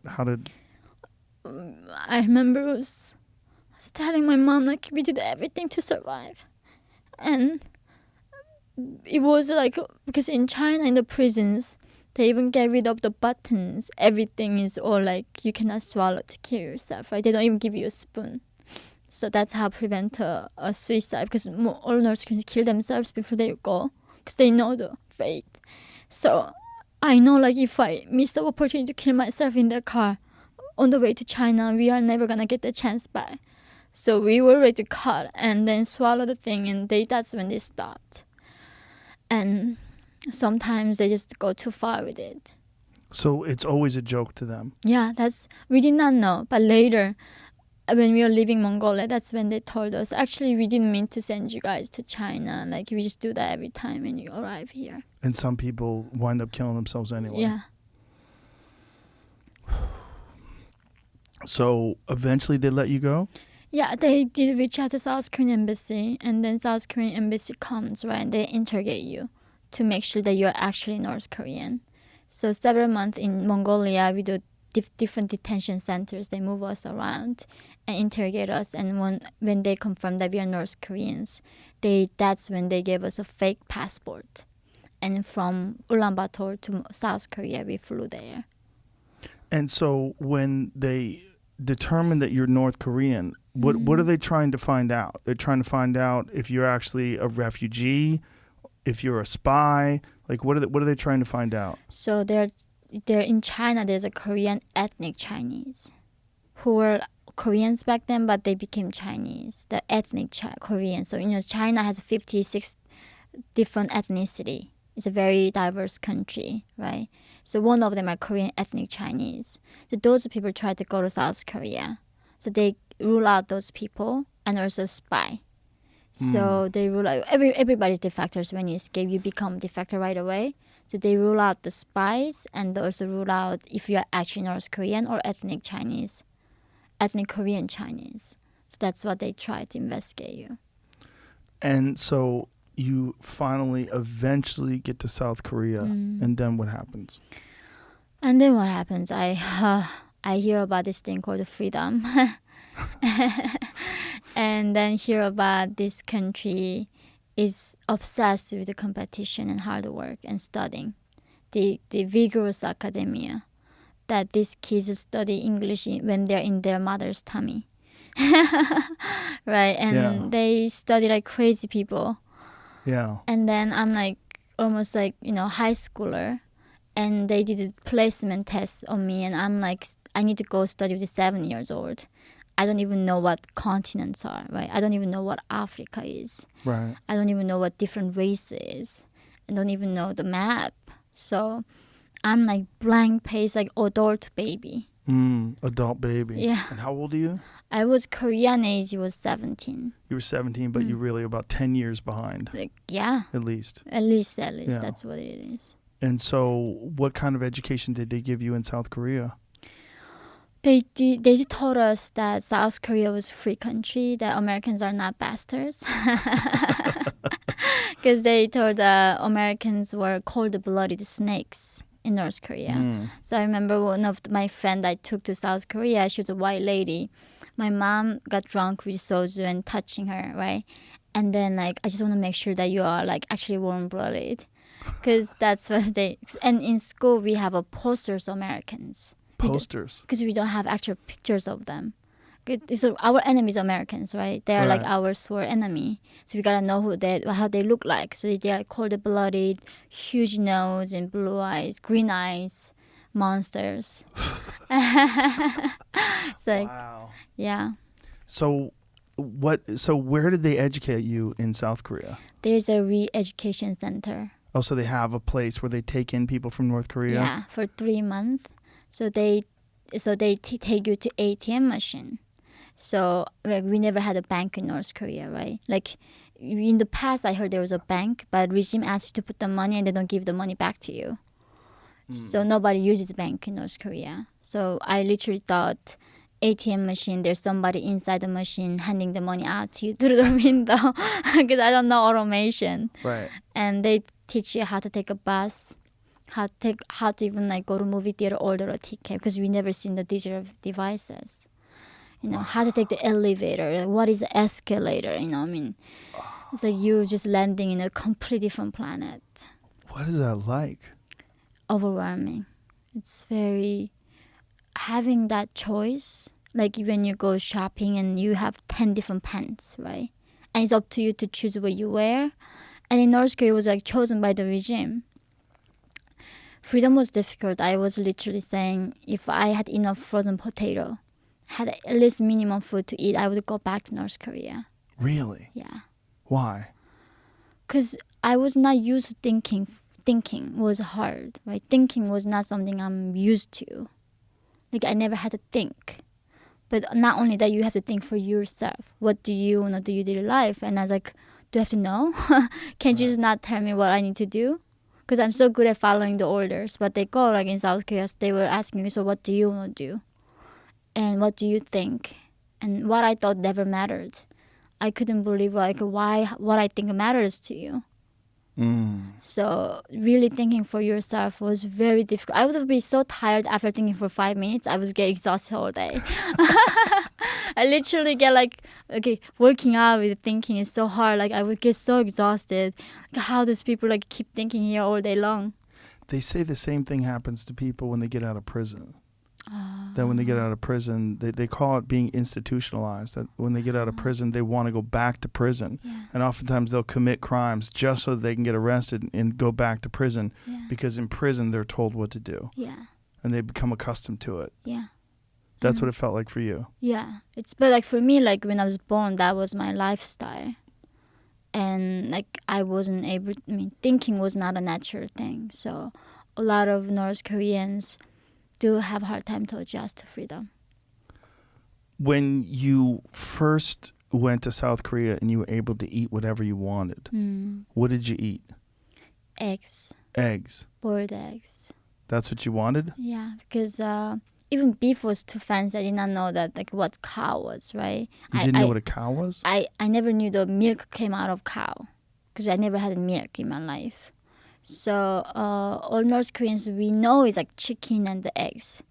So in North Korea, like egg is like the most fancy thing you can imagine. So I literally thought I could eat, bucket of eggs. So Egg is the most fancy thing that you can imagine. yeah. So and North Koreans we boiled eggs and we like let me see how many I can eat, right? But after 5 you cannot eat more than 5 boiled eggs. So that's when I realized not that even much it takes for me to fall. How I wasn't able to do that in that country. So that was. Do you remember the first time you ate until you were full? Yeah, in China.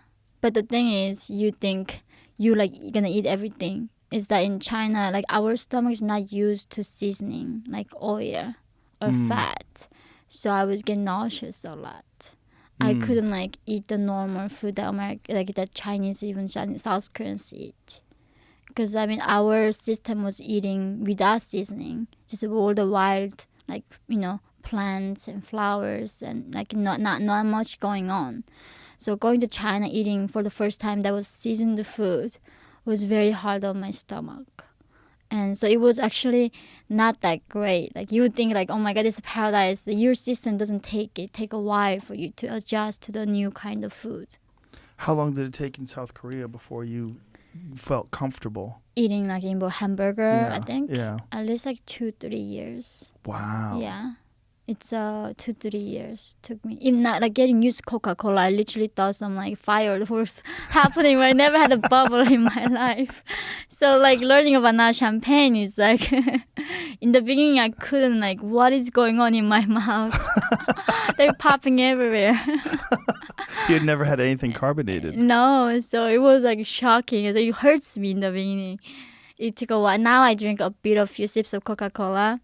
But I couldn't do it for a long time. I still don't drink sparkling water. I don't know why anybody does that to torture themselves. Yeah, it's very painful. Really? In your throat, yeah. They're pounding you with something. I don't know. Wow, that's crazy. What about alcohol? People make alcohol illegally from corn. In North Korea? Yeah. Yeah. But they are very Moonshine? Very strong. Very strong. Nasty. And very thick and not diluted at all. Right, right. You get the worst hangover from it. Yeah. That kind of alcohol they drink. I never knew what wine was. So I went to Napa with my mom last year. And they will keep telling us, what do you smell? How do I know? oh, they're so crazy with all that wine tasting I stuff. know. It's I just heard about wine. Right. Oh, Yeah. they're saying hints of nutmeg Yeah, and some oak. Exactly, oak. Yeah. And they're smelling. Yeah, it's the strangest thing in the world. Yeah. For someone who's coming from North Korea to go to that might be the polar opposite of North Korea is a So- Napa wine testing. I don't know. I was and a lot of people tried to get me Burning Man. Oh, they wanted to take you to Burning Man. I saw some pictures. I was I don't think I'm ready for this. I might go crazy there. That's Yeah. hilarious. Yeah. That's hilarious. Burning Man to go. That might be the opposite. Well, there's probably multiple polar opposites of North Korea, but Burning Man's probably one of them.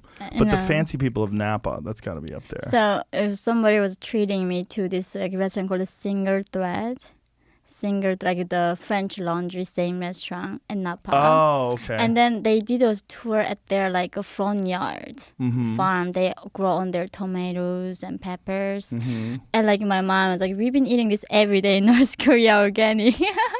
We did not know we were having $500 meal, Because here people keep telling us it's organic. It's everything was organic in our country. Right. What I want is big portion. Right. But here people really obsessed a North Korean lifestyle. So yeah, my mom would never do this to me ever again. She's you're torturing me, don't ever do this to me. That's funny. That's funny. So your experience in South Korea, they're educating you. Are you working? Do you start working? You're 17 years old, right? So what did you do while you were there? So I remember at this interrogation man was asking me, so what you gonna do in South Korea? It's I don't know, maybe study, because I'm still young. And he's why do you think you can study? Because he thought I was a hooker in China, because all North Korean women are them. And a lot of North Korean women ending up doing the same thing in South Korea because they don't even know how to turn on the computer. They don't know even what a Gmail is. Creating an account online is impossibility for them who never grew out of it. So they cannot get like nice office jobs, right? So only job they can take is like washing dishes. They cannot become even the waitress because we have an accent. And South Korea is very racist. They discriminate people who have an accent. So they hear the North Korean accent? Yeah. What is the difference? Like, what does it sound like? Like in South Korea we say 안녕하세요 is a hi, but in North Korea 안녕하십니까. Very formal, more like we call our friends. No, there's no friends in North Korea. Comrade, like Comrade. only comrades exist. So they know by the way you talk? Yeah. So but is it an accent? Are you saying the same words? No. You're saying them in a different way or using different words? Both of them different. Both of them. It's bigger difference than British and American English is that in North Korea, as I said, there's no bank. Right. So for me to understand credit card, what the heck you build your credit? They give you money, you pay back, and debit card. Right. Like saving. I mean, like for me to understand hedge fund, it took 10 years. I still don't get a lot of parts, but that's the thing. Like we don't have the vocabulary. Right. So learning from South Korean to English is a lot easier because I know what credit cards in South Korean means and American means. Oh. But like gay, what is gay? You didn't know what gay was. Of course, there's no dictionary. So I remember in San Francisco a few years ago when I came to America, after my speech, somebody came and hugged me. And I get really stiffened because some guy hugging me. And then he said, like, don't worry, baby, I'm gay. Like, what the heck is gay? You didn't know what No. gay was. How old were you when this was happening? I was like 20. Wow. So there was no gay people in North Korea? We don't know the word. So now tell me about the sexual, non-binary, or like whatever, how many pronouns that I found later. And I was like, this is a different planet. So Oh, wow. yeah, we don't know the concept. And we don't know the concept of romance or love. How do you expect us to know what gay is? How do people find their husbands and wives and relationships in North Korea? Usually governments assigns also marriage or through the family, like families, the parents do the assigned marriages. So the South Koreans are racist against the North Koreans, even though you look very similar. Yeah. Can you tell a difference by looking at someone? Height difference. Height difference. So we are Because of malnutrition. yeah, on average 3 to 5 inch shorter on average. Mm. But the younger generation in North Korea gets shorter. That's the thing. Our grandpa was the tallest, and my father and me. Keeps So getting smaller South and Korea is the smaller. opposite. It keep going up. And North Korea keep getting smaller and smaller. So in South Korea, because of nutrition. Hmm. And so when you are learning, where do they have you stay? I had to find this like thing called a go시tel, like a 1 feet room where like very cheap in Seoul. So I was working at this like Daiso, it's like $1 store in Korea. So I was teenager, like I was American age was 15 years old. South Korea is a different way of counting age. So you're gonna be confused. So in South Korea, North Korea, when you're born, the day you are born, you're 1. You're 1 when you're born. Yep. And then Oh. January 1st, you're 2. So if somebody was born December 31st, they're 1. Tomorrow, January 1st, they become 2. Even when they're a baby? Yeah, they're 2 days old and they're 2 years old. Really? Yeah, so they count age like that. So when you're born, you're 1. And then you gain age not on your birthday. January 1st, you gain 1 year. This is only North Korea. And South Korea both. South Korea too? Yeah, Really? Yeah. So if you're born in December, Yeah. you're 1 year old, and then in January you're 2, even though you're only a month old. Yeah, exactly. Wow. So I was born in October. So I was 1. And then December, 2 months later, I became 2 years old. So you were 2 years old when you were 2 months old. Yeah. So even though you were 17, you were really 15. Yeah, so America, that's why there was some confusion when I was giving interviews in the beginning. When I escaped from North Korea age I was 15.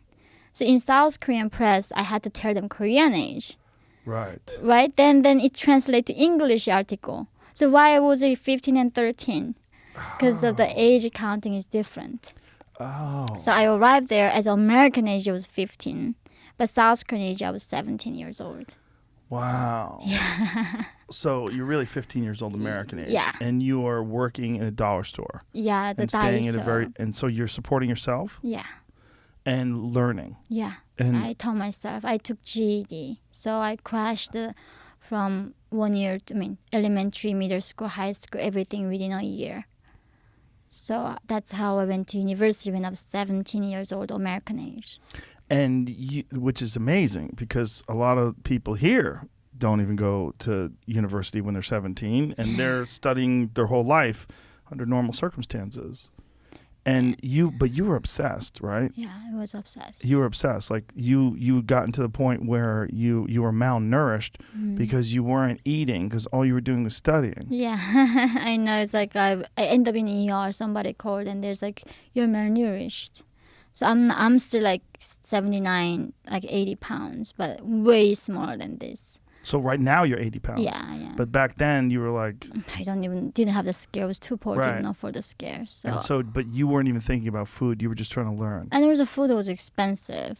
So it was, in South Korea as a student working in the dollar store and studying, everything was expensive. So it was, I couldn't really afford the 3 meals a day, obviously. Right. Yeah. And so what were you studying and how were you doing it? I was doing all the school requirement project for GED, right? Biology, physics, math, English, history, all this writing, everything. But on top of that, I was reading books. I read, last year I read a few hundred books, but in South Korea, I was reading at least 100 books outside of the school curriculum, books that you require to read. So because I did not know what Shakespeare is. How embarrassing is that? People talk about Romeo and Juliet. I'm like, who the heck is Romeo and Juliet? Yeah. I remember I got to South Korea. This guy, somebody called Michael Jackson died, right? It's on TV and there's some funerals. Like, who the heck is Michael Jackson? And then sometime later, this guy called Apple Steve Jobs died. I'm like, is that a big deal that Steve Jobs died? Who was it? Steve Jobs. Steve Jobs. Oh. So I don't know what Steve Jobs is. Right. So that's amusing why these people are so upset. And obviously there's some days later Nelson Mandela dies. Like, who is Nelson Mandela, right? Right. God, I don't it's gotta know. be so strange. Yeah. To be 15 years old and learning about the whole world, not knowing anything that's happening in other countries, other continents, not knowing anything about pop stars and world leaders. No. That's the thing, when I came to America, I did not even know what Arab is or Hispanic is, right? I have no preconception of a race. So that was great. I don't know the difference. Right. For me, it's you guys are all strangers. So I remember I had a talk in Charleston, South Carolina or North Carolina, I don't know, Charleston, in a room for the first time I there, and then 1,000 people, all white people, and they looked all the same. I just couldn't believe they all look the same to me. That's hilarious. That's Yeah. funny.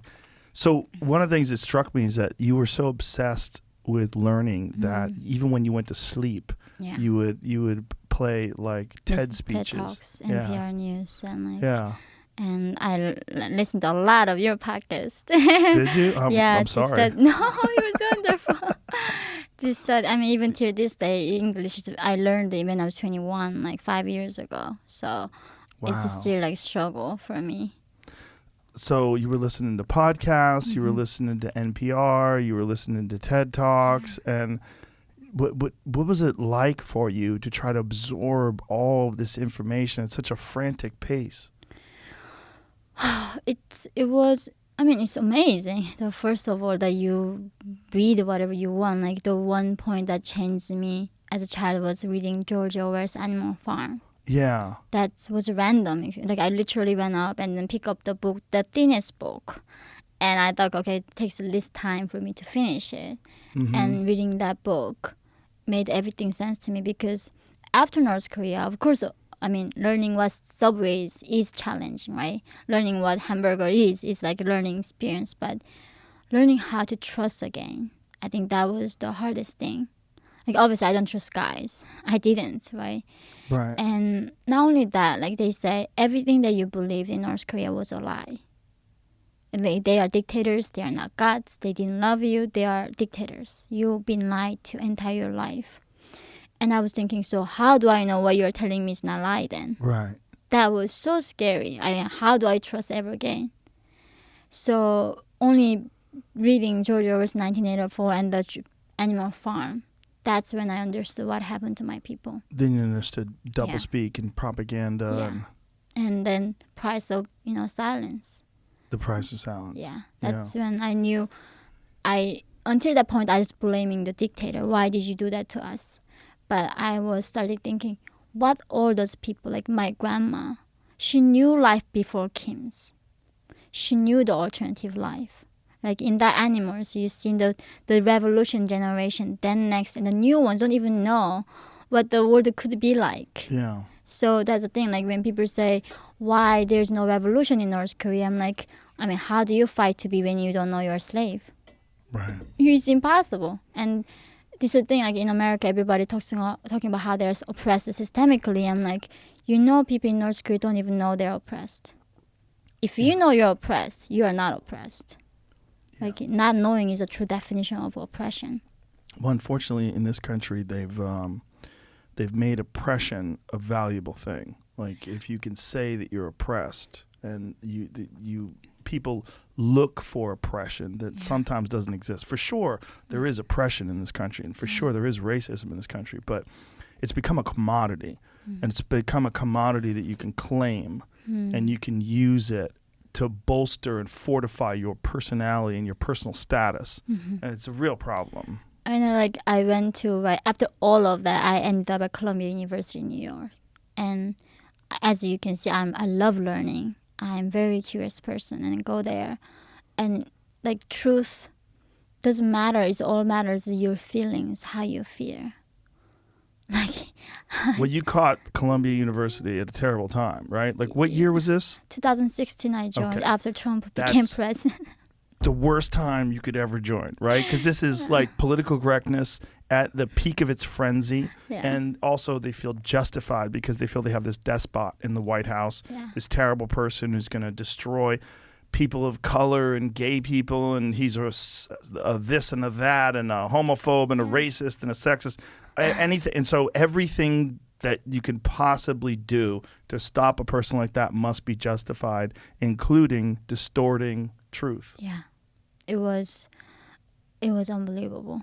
I couldn't believe it. I came out after 4 years later, scared more than ever. What I say, like I was seeing myself censoring every day again, and it was like I never thought, right, America, I had to go censor myself.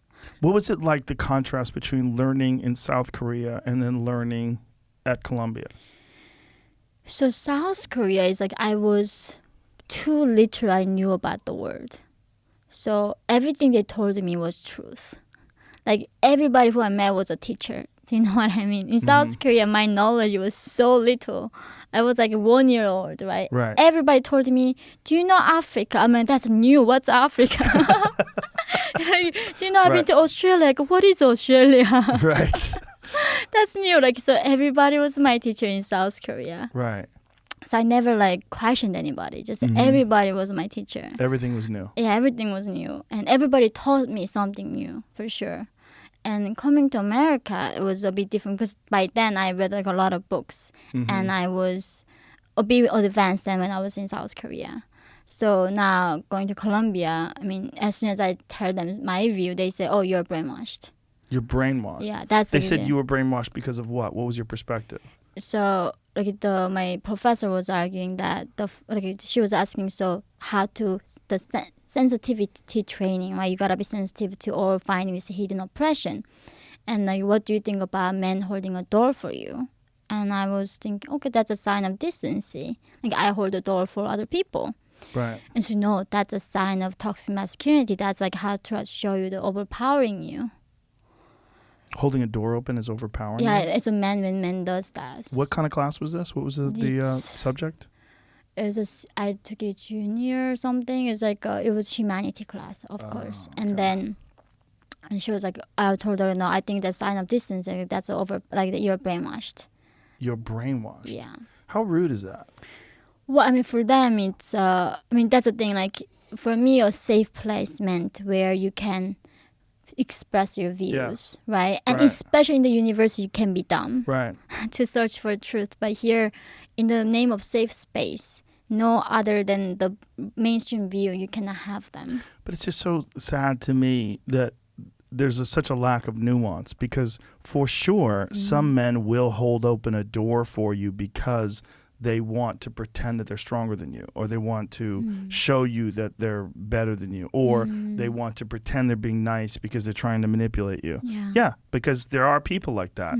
But also, some people hold open the door to be polite because they're nice. And to deny that is to deny reality and to deny nuance. Yeah. And that's what's really scary, is the sacrificing of nuance to promote a narrative that fits your needs. Exactly. I think if things are so complex, why humans do what is very complex. Yes.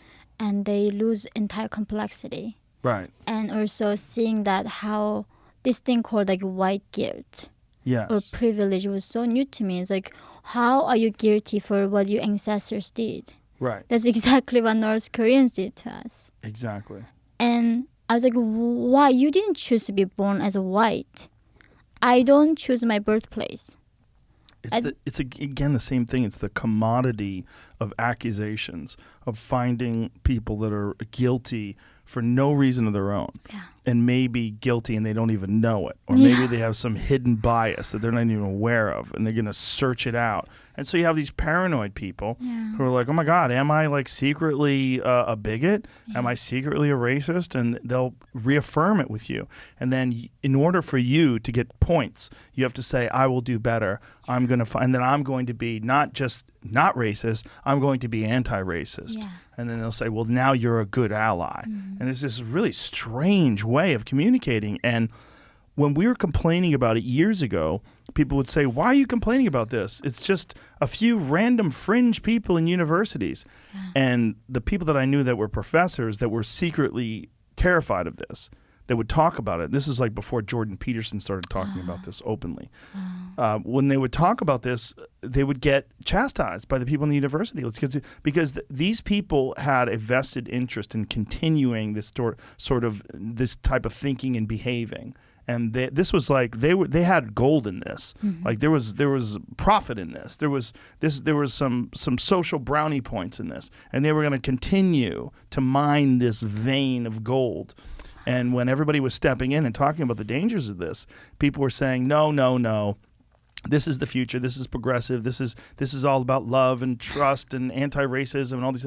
And then the people that were scared of it, they were sort of silenced in the universities until it started trickling over into corporations.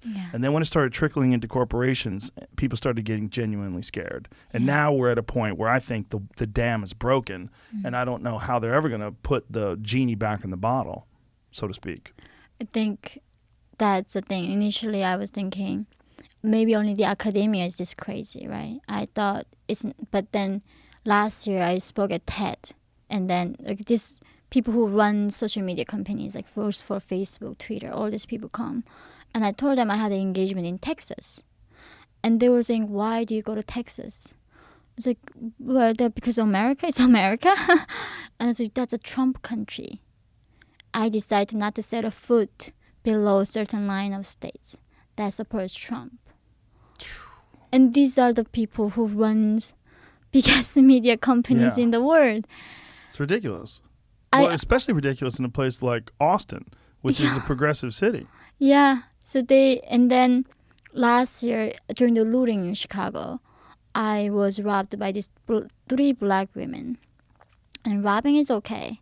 Anybody can become a murderer. Anybody can be a thief. But just they happen to be a black woman. And I have a nanny who is Muslim, Indonesian with a hijab, carrying my stroller behind me. And then I was trying to catch and call the police, and these people on the street, the bystanders, white people, calling me I'm a racist, telling me that the color of skin doesn't make them a thief. And I became Wait a minute. So you got robbed by these 3 black women. and I got punched. You got punched and It's a robbed. violence, yeah. crime. And so you called the police. And I tried to call them and they prevent me not calling the police. Who was trying to tell you not to call the police? It's all the people on the street, That on the watched Michigan it? Avenue. Yeah. People that saw the crime? Yeah. Because They said you're racist for Yeah. calling the police? yeah, and accusing these girls of being robbers, right? How does that make you a racist by accusing them of being... Because I'm not black and they are black. So calling What? black person a thief is a racist, even though when they are thief. So of course I got punched. I couldn't call the police, and later I called. Thankfully, these girls took my car to spend the money on the Saks, and then police got the footage of them. Saks Fifth Avenue? Yeah, Yeah. in Michigan Avenue in Chicago, and then of course they are not gonna prosecute these girls, right? There's so much crime in Chicago. They are not gonna prosecute Yeah. somebody who robs, and that's when I was thinking, this country lost it. Like even in North Korea, if you see somebody, one small girl being robbed and being punched by 3 big girls, they're gonna help the victim, right? They are not gonna just out of nowhere scream at you're a racist. So they were screaming you were racist because of the phone call that you were No, making? because I held their arm. Like I told them, I'm not accusing you anything. I'm just gonna call the police. Can you wait here until the police comes? And You were then holding whose arm? the girl who robbed my wallet. Oh. So the girl who robbed your wallet, you were trying to hold on to her. Yeah, because she was trying to run. Okay. So I was trying to call the police, and then she was like, "You're a racist. The skin of color person doesn't make me a doesn't make me a thief." And then she was punching me here. And this is after she'd already robbed you. Yeah, yeah. And then the people gathers, and I remember there's a bus station. There's one white mom with the teenagers, and I became the lifetime example for her to show her children that how racism exists in America. Like me became a bigot and calling these black girls a thief. So she look at that kind of racist. That's the problem that we How many have. people were around you? It's like, I don't know, some 20 people, and they were like 20 people. They're circling me around, so I cannot call the police. Circling you and calling you a racist even though this girl but just this girl's- stole from you. These girls still ran away. Because And they let the girls run away. Yeah, just go run, right? They told the girls to run. Yeah. Wow. So that's when that's why when I started speaking out, and now I became the enemy of the woke. So I got Enemy of the woke. I got the North Koreans going on. I became the Kim Jong-un's killing list a few years ago, and South Korean intelligence like, you are on the his killing list, right? Oh boy. And I'm like, cool. I expected that, and now I'm Chinese like enemy, Chinese regimes, and now in America, I got so many enemies. Oh boy. Jesus. Yeah. Yeah, that's when you realize that this stuff spills over into real life, right? That's when I knew that my son is American. I have a son in America, and when on his birth certificate in Chicago, like father's birthplace America, USA, and mom is North Korea, right? Like on birth certificate, his mom is North Korean, and to me was giving him that American citizenship was the bigger than winning the lottery. I thought I did everything I could to give him a better life, making him American. And seeing that last year in America, it's like, this is not a safe country. Because he got the worst, he got half Asian, he who wants to work hard, and we believe in meritocracy.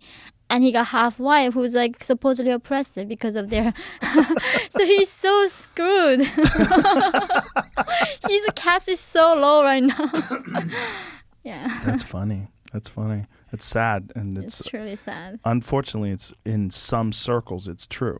I think there's a lot of people that are waking up to this problem. I hope so. There are. Yeah. And a lot of it is because of people like you speaking up from a place of true oppression, like North Korea, in comparison to what's going on here, where these privileged weirdos are attempting to distort reality for their own personal gain, because that's what it is. But I think What do they gain from it? I don't get it. they gain social status. They gain status in the like if there's a narrative that's being pushed and they go along with it, people say, "Oh, you're on the right side. You're doing the right thing. You're saying the right words." If you go against it, they'll chase you down and yell at you. You will be on the outside. You'll be an outcast. people are cowards. They're terrified. Even if they know something is true, they're terrified of saying it because they don't want the blowback for it. Right. So that's what you see a lot of that going on in this country. And you see a lot of people, unfortunately, over this last year and a half, because of the pandemic, you see a lot of people that are more than willing to sacrifice personal freedoms in order for a little bit of safety and a little bit of security. And they'll give up those freedoms to the government, which will never give them back to you. When the pandemic is gone and you've given them vaccine passports and it allowed them to track your whereabouts and allowed them to contact trace you, that's not going to go away. They're going to use it for other reasons. They're going to find other reasons to control you and keep you scared and keep you compliant so they can suck resources out of gigantic corporations that are funding their campaigns. That's what they're doing. And they're going to continue to do that if we let them. And we're going to slide further and further away from freedom and democracy, freedom and the ability to express yourself openly. And all of these things people are willing to give up if it supports their side. And that's what's so terrifying. They don't understand. If you give the government vaccine passports and if you let them censor social media posts that you don't agree with, the problem is then what happens if someone who's far worse than Trump gets into office? Because that's probably going to happen, unfortunately. We're going to have this teeter-totter back. We've divided this country so thoroughly that there's going to be someone that's a far-left person that makes people so angry that they're then willing to vote for a far-right person. And when that far-right person comes into office, they will have access to all of those powers that you so willingly gave up because you wanted to stop this idea that you didn't agree with. And they've done this in this horribly short-sighted way. And they've done it in the name of the woke. They've done it in the name of progressivism and wokeism and all this stupid shit that is it's this social contagion that's running through this country right now. It's like, to me, I never been to American public school system, like until universities, that like nothing has been more dangerous than government to individuals, right? Right. Think of us, Mao killed 60 million Chinese people. Right. Stalin, Hitler, they drive us to go to the war. And our biggest threat is government. Big governments. Yes. And it's so unbelievable how people still just keep wanting for someone to take care of things for them. People are scared and they get delusional. They have this bizarre idea that someone's going to come along that has power, that's a benevolent dictator. It's going to take care of things in the right way. And you just give them the power. Give them the power to shut these people up. Give them the freedom of speech. It's not the end all be all. Maybe it's more important to just say what I want you to say. It's just strange. The short-sightedness is so strange because you hear people on CNN, it's supposed to be the news, and they're espousing these ideas. And they don't recognize that if you give that power up to the people that are in charge currently, the next people are going to have it too. This was the thing about the Patriot Act that people were so terrified of in this country, that were aware of the consequences. They were saying, well, Obama's never going to do this. Obama's not going to be in office forever. He's going to be in office for 8 years. If you love Obama and you trust Obama, that's great. Look what came after Obama, Trump. And now you have a dead man. Now you have Joe Biden who doesn't know what the fuck is going on. Well, what are you going to have after that? Well, you're probably going to have someone on the right, and it's going to be someone that is a reaction to what you have on the left. This is what we do in this country. We go left, right, and we pretend, well, this guy has our interest in mind. Oh, he fucked it up too. Let's go with someone who's polar opposite. Oh, he fucked it up. And you give them 8 years each side or 4 years each side, and it just keeps getting worse. And for whatever reason, people are constantly willing to give up powers. They're constantly willing to ignore the core principles that this country was founded on, which is freedom and liberty. And you need those things. You need to be able to express ideas and debate them in full view of the world so that we get to see whose ideas are correct and whose ideas are incorrect. But in this society and today, You have people on the left, which are supposed to be the progressive people, the open-minded and intelligent people, supposedly, the people that are educated, supposedly, and they're the ones who are willing to censor people. It's bizarre. It's very, very strange. Very strange. I'm not like Christian, but I was like one day was like asking if there's God, right? Like he says everything happens for a reason. Like why does North Korea exist? Right. Makes no sense. Why does it exist? I think. Why does China exist? I think right? Or why does the Communist Party, I should say, exist? Why do they have the power to run the country that way? It's because of that delusion, ignorance in the people, to not learn from history. It's just, I don't know, do we have hope in this country? Or like, how do we get out of even this? I'm worried. I'm worried because it just seems to be sliding further and further in this direction of totalitarianism. And these people are willingly giving up these rights because they believe that that's going to support their side. And they think they're on the right side of history. They're on the right side of the truth. They're on the right side of facts and kindness and anti-racism and all the whatever concepts that they are willing to subscribe to, that they think that giving up these rights will promote. It's strange. It's very strange because it's an anti-objective perspective. They're not looking at all of and we're so polarized with the right and the left in this country.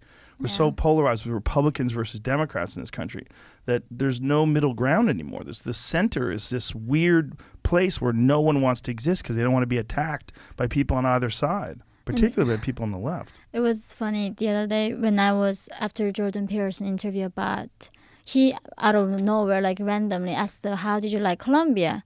And it's like, it was terrible. And then we never discussed that we were going to talk about that. And then Fox asked me to have an interview about it. So I did. But then all my friends in the liberal, why did you have to go on propaganda channel Fox to talk about the woke culture in America? And I was like, I'm still waiting a call from New York Times. If they call me about wokeism in this country and danger of it, I'm going to talk to them. Wait a minute, the New York Times has never called you? So, they only called me when I was criticizing Trump about meeting Kim Jong-un without preconcessions. They never wanted to talk to you about your experience in North Korea? No. Only when I was talking about Trump, they wanted me. Who has tried to talk to you about this? Some British newspapers still do, like Daily Telegraph. They still do want me to talk about China. But whenever in American media, it's whenever I talk about against Trump, that's when I meet their narrative. Really? Yeah. That's the only time they want to talk to you? Yeah. So that's the thing. But the thing is, Fox never accused me, why did you get on New York Times and criticizing Trump? Therefore, we don't want you. But the people in the liberal mainstream media, why did you get on Fox? So I'm like, they are people too. They're both newspapers. So it is unbelievable. There's a big thing that's happening now where liberal people who are saying things that are outside of the narrative that you hear from CNN or MSNBC. They're going on like the Tucker Carlson show. Yeah. And people are furious at them. Yeah. But they're saying all the same things that they would say on MSNBC Exactly. or CNN. They're not saying right-wing talking points. No. They're saying things that they believe in, whether it's Glenn Greenwald or Brett Weinstein or whoever these people are that go on these shows and talk. These are progressive people. Yeah. But they're being chastised and they're being attacked. Mm-hmm. It's very strange. It's really dark. I know, like, I'm happy to talk to anybody. Like, I want to go on CNN and talk about this. But they just don't give me a platform to talk about it. They don't just call me. Well, it's in support of this narrative that's occurring now where it's okay to, air quotes, deplatform people. Yeah. This is the idea. You're deplatforming people off social media that say things that you don't agree with, like Alex Berenson, who used to work for the New York Times. He is critical of the way the government and the FDA and everyone is handling COVID, right? Or the CDC or the World Health Organization. And so he's got a lot of stuff that he talks that's critical about the COVID response in this country, critical about the vaccine effectiveness, critical about all sorts of different things in the healthcare system. And they removed him from Twitter for a week. Yeah. And he's not. I mean, they removed him from Twitter recently for discussing the actual CDC's reports on the effectiveness and ineffectiveness or whatever on COVID vaccines. Wow. It's very strange, and you can't. I mean, maybe they think he speaks in a way that's inflammatory or in a way that's causing people to distrust certain institutions, but then oppose him, debate him. Right. The way to answer speech that you don't agree with is to counter it with what you think is a more sound argument. It's not remove someone from social media, Yeah. but everyone's like, yes, he should be deplatformed. Yeah. You see people from the left just willingly calling out for censorship. It's a disturbing trend, and I don't think they understand that it's going to come for them because censorship is a monster that is never full, and it's going to come for you. Yeah. It'll keep pushing the boundaries and go further and further left until you can't be woke enough, and then it's going to come for you. Exactly. I think that's the in North Korea, right? Even the one top janitor in the meeting a few years ago, he was falling asleep, and that afternoon he got executed. And this guy was working for this system entire his life to supporting the system. But he was tired. Yeah. Yeah. And his uncle, right? He did everything to making Kim Jong-un to succeed the line and be secure. He got executed. Was the uncle, did they think that the uncle was planning to overthrow Kim Jong-un? No, that was accusation. It was just an accusation. Absolutely. Wasn't true? No, it wasn't. So it was every time when they do it, like that thing, they get killed. What was the thing that happened recently where Kim Jong-un was missing and they said that they thought he was sick? Was that a trap? No, it was CNN got some source from CIA saying Kim Jong-un was having some surgery and he was gone away for like a long time, disappeared, and didn't show up in the very important meetings. And Kim Jong-un does have health issues at this point. What kind of health issues? He's over 330 pounds and he's like 5'7", and he gained weight very rapidly. And he drinks like 13 bottles of wine like a night. Wow. And he has insane parties every single day. So he's not healthy. He does not know how to control himself. So recently Kim Jong-un lost weight dramatically in 1 month. But people say that's is he becoming healthy? But no, he just became very, very ill. So they are preparing who's going to succeed him afterwards now already. How old is he? He's 36. In Korean years or American years? American years, I believe. Good. Yeah. Wow. Yeah. But it doesn't seem like there's any hope for North Korea to get out of their current situation. As long as China, the CCP is there, it's not going to be out. And whoever gets in next is China maintain exactly the same thing. So without changing Chinese Communist Party, we never get to change North Korea. But what's crazy is the Chinese Communist Parties recognized that they had a flaw in their own system and they allowed free market to run through China, and it's only made China stronger. But that's the thing also, we thought economic freedom going to bring the political freedom. But that's a unique thing about freedom. Unless you fight for it, you don't get it. Right. They don't have political freedom. Like right now, the censorship, the social credit system. If you don't have the high credit, you cannot even buy a bus ticket to see your mom in the countryside. Right. You cannot even get on the airplane and bus and public transportation. Well, that's what comes next after vaccine passports. Yeah. It's like what you say on social media. Like they're going to read your text like what China does already. Yeah. And give you the social credit. And like people rate you. And you are forever controlled. I think to me is that this is the last time that humanity ever tried to be free as individuals. And I mean, being an individual is such a unique thing to me. Like that I can be different than you, right? It's the people talking about like, the comparing the biggest difference that people have is between individuals. Like the difference you and I have is unthinkable. Right. And the difference that I have with my mom is unthinkable. That's the beauty of America, that you can be different. Right. You can be an individual. But now you cannot be an individual. And that's what North Korea did. So when North Korean regime criticizing me, they said she was as a younger very individualistic and ambitious. That's hilarious. That was the worst thing they came up with because in North Korea that's the worst criticism to give somebody. So they did not know that thing was embraced here. So North Korea propaganda channel on YouTube, you can see they say, and this is another amazing thing about YouTube is that I talk about women getting sold in China, and those all videos get demonetized because it's somehow doesn't meet the YouTube guideline. Yeah. And they letting North Korean regime to have their propaganda channel on YouTube. So they give a platform to dictatorship. But they do not want to give a platform to the people who is fighting this human rights justice fight. And this is a thing, like one video I made about the Second Amendment. It was like my thoughts on second. I thought like if every Hong Konger had a gun in their hands, Chinese would not take them over like that. 75% of the population went on the street demanding they want to be independent. Right? One country, two systems, they wanted that. But Yeah. China took it over because these people did not have any self-defense. Right. Imagine North Korea, even if 20% of population had the guns, we would assassinate them. We would not let our children die like that. Right. So to me, it is, you can have crimes with the guns. Accidents happens, but it's very important that when people have a ability to defend themselves from the governments when they become corrupt.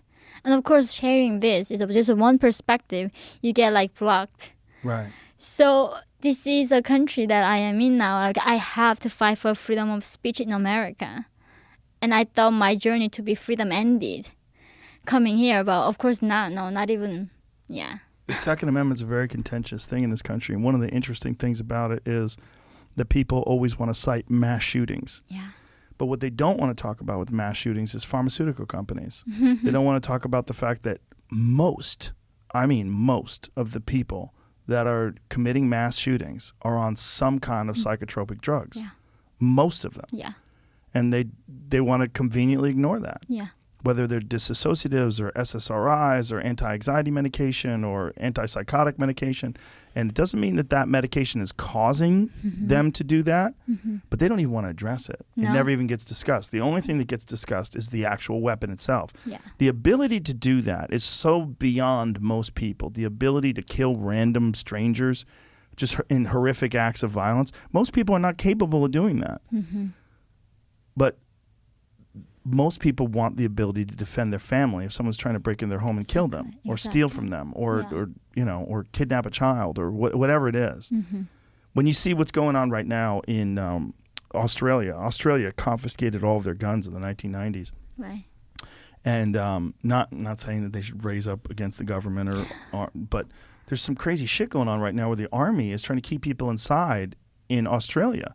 And one of the things that I read was that as they're doing this, only 9 people have died from COVID over the last, see if that's true. Like, how many people have died recently from COVID in Australia? Because they have full-on government lockdowns where the government is flying helicopters over the streets saying, go back indoors. You're not allowed to be outside, which is crazy. It's like this disease doesn't even transmit well outside. Like, doesn't make any sense. Like, being outside and getting vitamin D from the sun is probably one of the best things you can do. Exactly. I mean, like, but babies that born last year during the pandemic, like my son is like 3 over 3. They didn't go outside the house for a year and a half. Right. And I told their mom, your baby might die from not getting a son once even in their life than getting a COVID and die. Right. It's not a dangerous thing for children. But the thing is, like, not going outside for a year and a half is actually very dangerous. Wow, 0. 0 deaths. Oh my God. Couple at the end of July. But Okay, so zero in for July one there's a time. couple. So you have 0 deaths from literally from October maybe October 20th. Yeah. October 20th, you have 0 deaths until July 11. Yeah. Yeah, One July 11, you have 1 death. And you got a little spike there. What's that spike? How many It's people is like that? 1 or 2 actually. Oh, that's crazy. Two. So I think it's 9 deaths total since September, and they have a full-on government lockdown where the military is locking down the streets. Testing has gone up, but Yeah, of course. But the deaths have gone down. That's the thing. It's like, folks, people die from heart attacks in staggering numbers every year. You're not making the government force people to exercise and put down cheeseburgers. Yeah. I mean, we have to decide. Like, and they say, oh, well, the heart disease is not infectious. Okay. It's but the actual cause of death is pretty staggering. Yeah. Like the numbers of people that are dying from heart attacks and cancer from preventable decisions that people make that actively wind up costing the public in untold numbers of. What's the amount of money that's the burden, the financial burden on the healthcare system because of people that are obese, because of heart disease, because of cancer? It's crazy. Yeah. And a lot of it is lifestyle choices, and the government does nothing to stop those deaths. Did you nothing. read that, like, on Guardian, that talking about fitness is a sign of white supremacy now? Thinness? Fitness. Sign of just- white supremacy. Yeah. I know a lot of black people that are really fit. No, but They need to talk to David Goggins. He's a white supremacist. He doesn't even know it. Well, that's just people looking for things to be upset about and to call things racist or sexist or homophobic or whatever, or bigoted. They're just looking for things to target. But this is in North Korea, is that in North Korea, when they said this is our sworn enemy, death Americans, doesn't mean much. Like, there's so much words that doesn't mean anything. Mm-hmm. And now I'm in America, it's same thing. Like, everybody's a Hitler, everybody's a Nazi, everybody's a racist. Yeah. And I'm a racist, I'm a bigot, right? I'm a Nazi now too.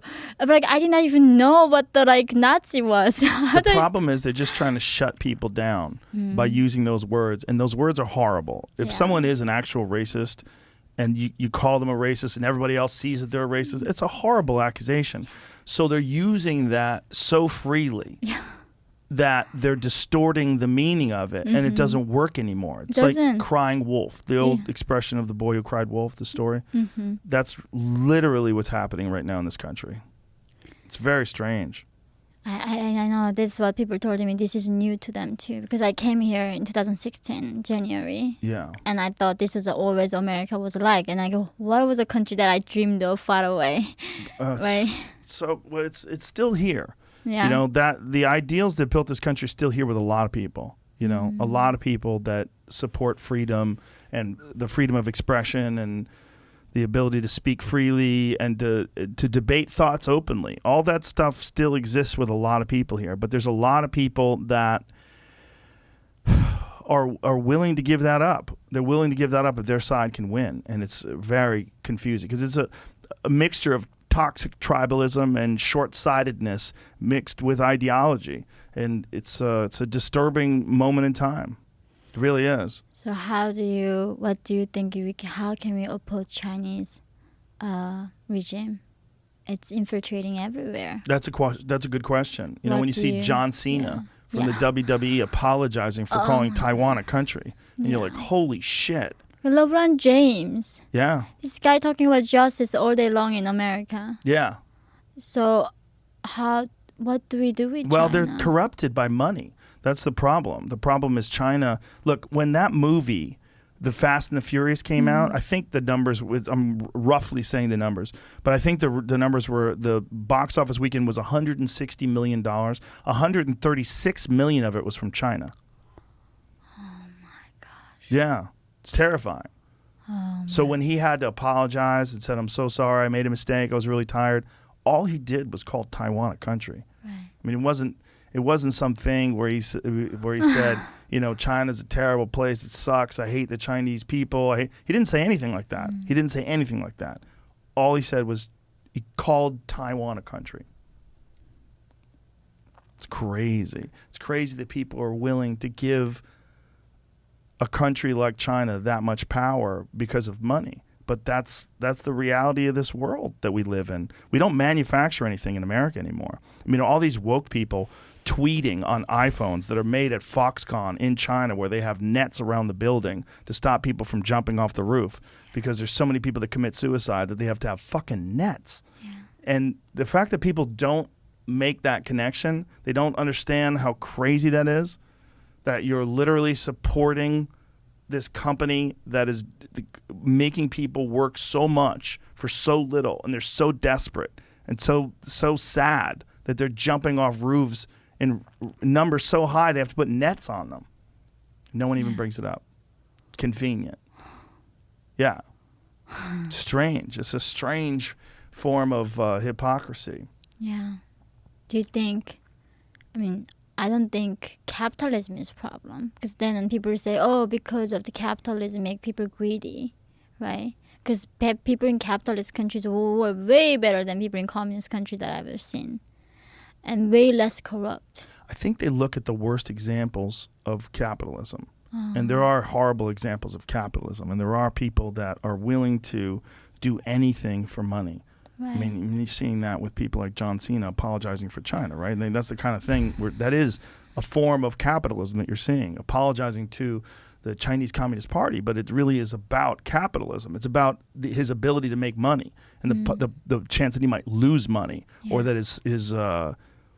his film might not be distributed over there anymore. It's like a real problem that he had to apologize for. You're seeing that with like these subprime mortgages that cause the housing collapse. You're seeing that with when you see corruption in the stock market, or when you see that with you see any kind of savings and loans corruption. And there's financial corruption and stealing money and the corporate influence that they have on politicians and lobbyists and special interest groups. That's all capitalism run amok, right? But the bare bones of it, the idea that there's many parts of this country that are still a meritocracy. There's many parts of this country where you can work hard and do better for yourself and accomplish things and provide a service that people enjoy, and they give you money, and the harder you work and the better your product is, the more you profit from it, and that gives people incentive to do well. That the foundation of that still exists. We just have to be very careful that we don't give that up. We have to be very careful that we don't give that up and give the power over to the government, because the government is ultimately, they're human beings. And people, human beings, when they have unchecked power, it's very dangerous. And it has been throughout history. The default position, if you go throughout history and you look at all of the governments that existed until America really came along, it's dictators. Yeah.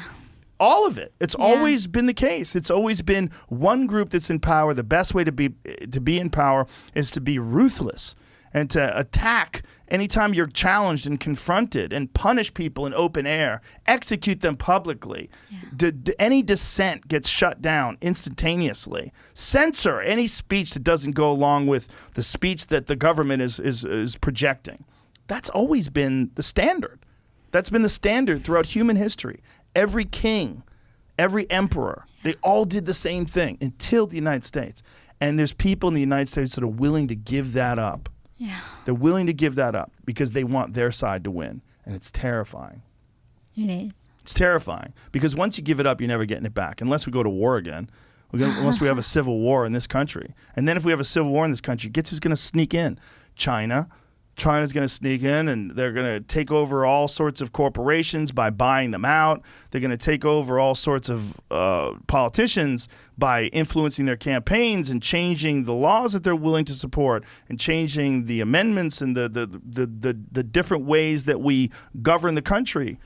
They're going to change the way people vote. They're going to change all kinds of things. And this is just, it's almost what the founding fathers somehow or another knew that this could happen when they put in place the Bill of Rights and all these amendments.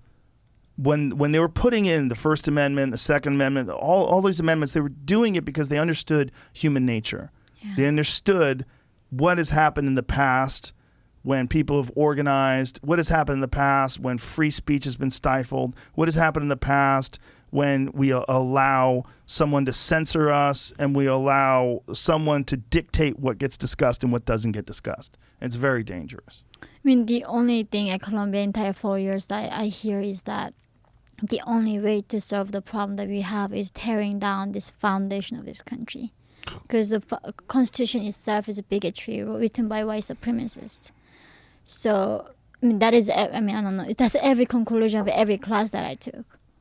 It's crazy. What's the alternative? The alternative is socialism, and they always say that socialism hasn't been done correctly. Okay. But the problem with socialism is what Jordan talks about all the time. Jordan Peterson, he says, you cannot have an equality of outcome. No. And it's true. You can't. It's very dangerous. And North people don't Korea see it tried. that way. Yes. They tried, and one guy became a god. And everybody don't even know they're slaves now. And you can manipulate the truth to fit the narrative that allows you to stay in power and keep utilizing the tools that allowed you to get into power in the first place. and then make it no different than every other government that's ever controlled the people throughout human history. We have a chance to not have it like that in this country.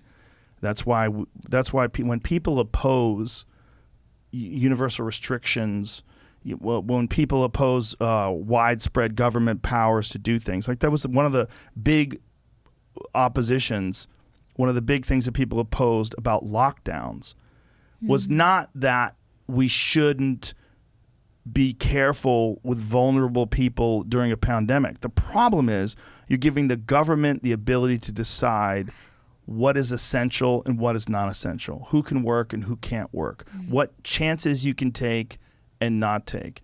And they're not being honest about all sorts of aspects of the disease. Like they weren't even willing to discuss whether or not this disease possibly was leaked from a lab until long after Trump was out of office.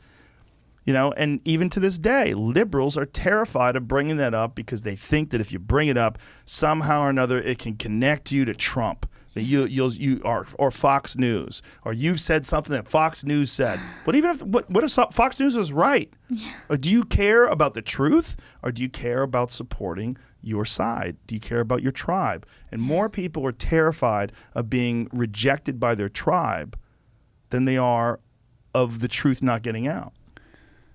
You should be terrified of lies. You should be terrified of the truth not getting out. You don't know what the landscape is unless you're allowed to assess and analyze all the aspects of life, all of them. And people are terrified of doing that today. And a lot of it is because of social media. It's because there's so many people that just live on social media all day long. And they're on there just constantly going to war in the worst way possible with text messages. Get triggered Yeah. by every single thing they see. But didn't they talk to you about that in Colombia too? They tell you about things that triggered you? So before the class, they send you email and say, in this material, we're going to talk about maybe racism or rape or any kind of oppression, whatever it is. If it hurts you, it triggers your feelings, do not even do the reading and don't even come to class. And before the class, they announce, even at any point during this class, it triggers your feelings, leave the class and don't even tell me what you feel. And people emotionally not stable, so they bring the comfort dogs in the classroom. They bring dogs? Yeah. So dogs are licking around the people and because they need a comfort from the animals, right? They cannot even sit in the... How many dogs? Several dogs at a per class, right? What if the dogs start fighting? They bark and they lick and they chew. And I asked one day, can I take my baby? He was going to take a nap in the straw. I said, no. So they said no to the baby, but it's okay with the dogs. No babies, but you can have a dog. Yeah. Wow. And this is That's my emotional support baby. Exactly. What if I said I get triggered easily, so I need a baby. So I wonder, why can't you do that? Why can't you say that? But this is so madness. The problem is your baby's half white. And so your baby might be racist. Exactly. Your baby might be a part of the patriarchy. I know. But what is this self-loathing? Why are they committing suicide by themselves as a civilization? This is the thing. In North Korea, we have a gun next to our head. Yeah. But in this country, you have freedom to learn and read and think. Why are they doing this? It's so thing about human nature, right? We chose Hitler. We voted him, right? People did that. There's an expression that I've said on this podcast many times, but I'll say it again, is that hard times create hard men. Hard men create soft times. Soft times create soft men. Soft men create hard times.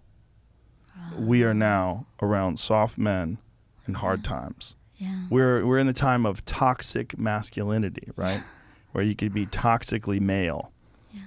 And then if you're suppressing masculinity, you're going to bring on hard times. Masculinity doesn't mean you're mean. Yeah. It doesn't mean you're angry. It means strength. Yes. It means discipline. It means the ability, like you need a military. And if you don't think you need a military, you need to go and pay attention to the rest of the world, because there's militaries all over the world that are doing horrific things. If you don't have a military in this country that can combat that and at least act as a deterrent to them doing things, you're going to get taken over. Yeah.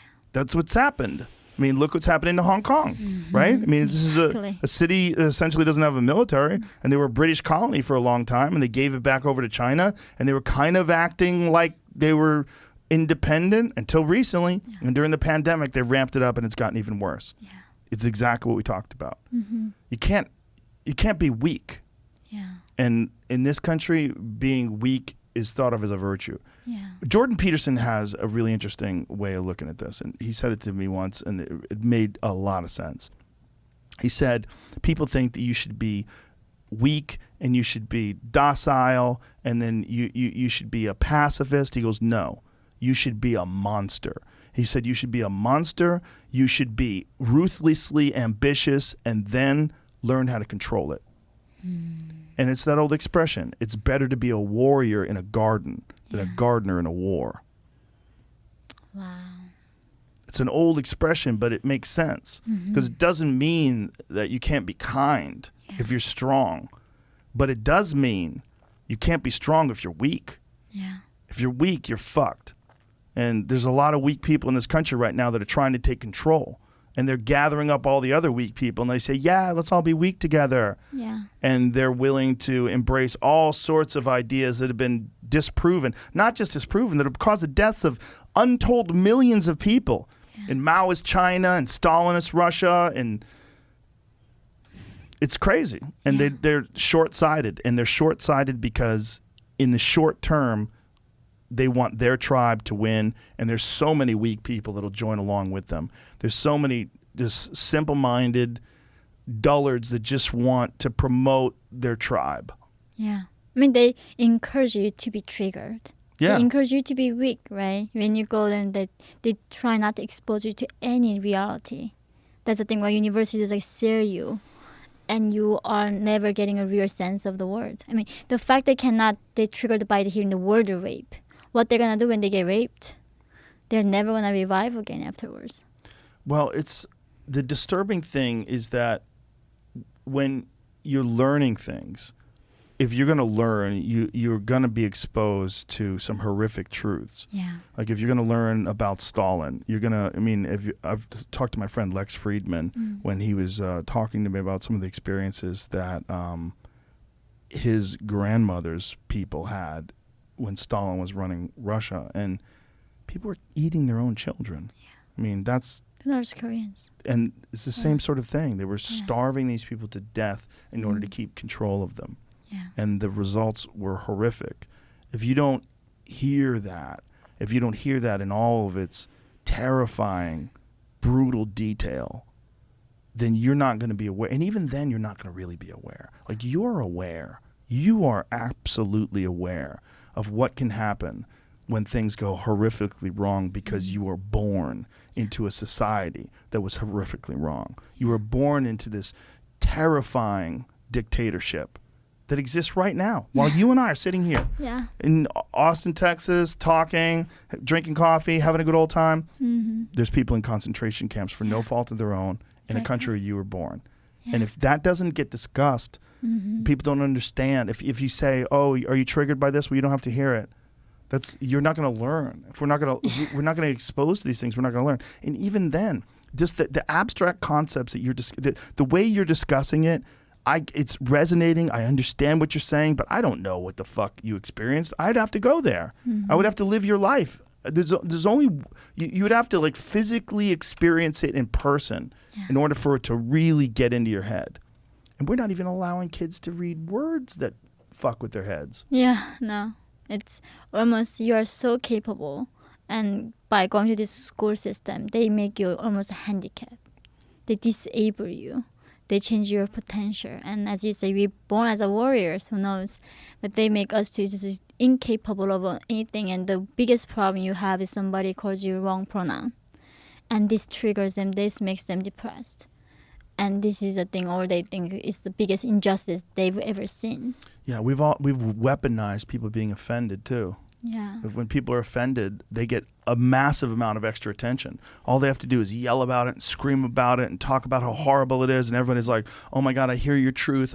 I feel you when you're saying this," and then it makes them special. You're encouraging people to act up instead of encouraging people to to change their perspective and to see things for what they are, or to look at the way other people see things, Yeah. to look at it from someone else's viewpoint, from someone else's life, from someone else's learned experiences. And it was really funny. Like while I was writing my book, my editor was telling me, like, Yeonmi, you're traumatized, so you need to go see somebody called a therapist, right? So it's like, what the heck is therapist? And then they're like, oh, you pay her like she's normally $700 per hour, but she's gonna give you a discount, so per hour $200. $700 an hour? Yeah, Really? That's in what New they York get? City, but then like she's gonna give me a Wow. discount rate, so $20 per hour. Basically, go talk to her how hard my life was. And then I was like, the fact that I know what trauma is, what PTSD is, like the fact that there are people like right now, 25 million of my people don't even know what trauma is. Right. This is like ridiculous. And I was like, what is the point of me then surviving all of that? Now just gonna complaining how hard it was. What is the point of me surviving any of it? So someone can tell you you're going to be okay. It's okay to have these feelings. Exactly. Yeonmi, it's okay. It's okay to have these feelings. Yeah, it's okay to hate men. It's okay to be bitter, right? It's okay to be complaining and like blaming everything else. Did you go to therapy? Did you do it? Absolutely not. But 80% of my investment banker consulting friends in New York go to therapy, and I support that they should. It's, they can afford it. It's a thing. But the fact that I couldn't fathom in the beginning that you need to go to therapy to survive in Manhattan. I think people need to be able to talk to people about things, to try to work through them. Yeah. And I think a lot of people feel like they can't find someone in their life that they trust enough with their true feelings and their real thoughts. And that's a sad testament to the kind of relationships that a lot of people have, and a lot of friendships and romantic relationships that people have in their life, that they can't talk openly about the real live experiences. It's like people, like we have so much versions of ourselves inside us, right? Like I can see why people become the guards of concentration camps, right? Like that's the thing. Humans are not initially good or bad. It's all about how we shape them. When you were talking about experiencing dead bodies in the street but feeling nothing, or feeling that boy with his intestines hanging out his back and feeling nothing, Yeah. that's because of the way you grew up. Yeah. That's the thing. Like humans are most adaptive species. We are so adaptable. Yeah.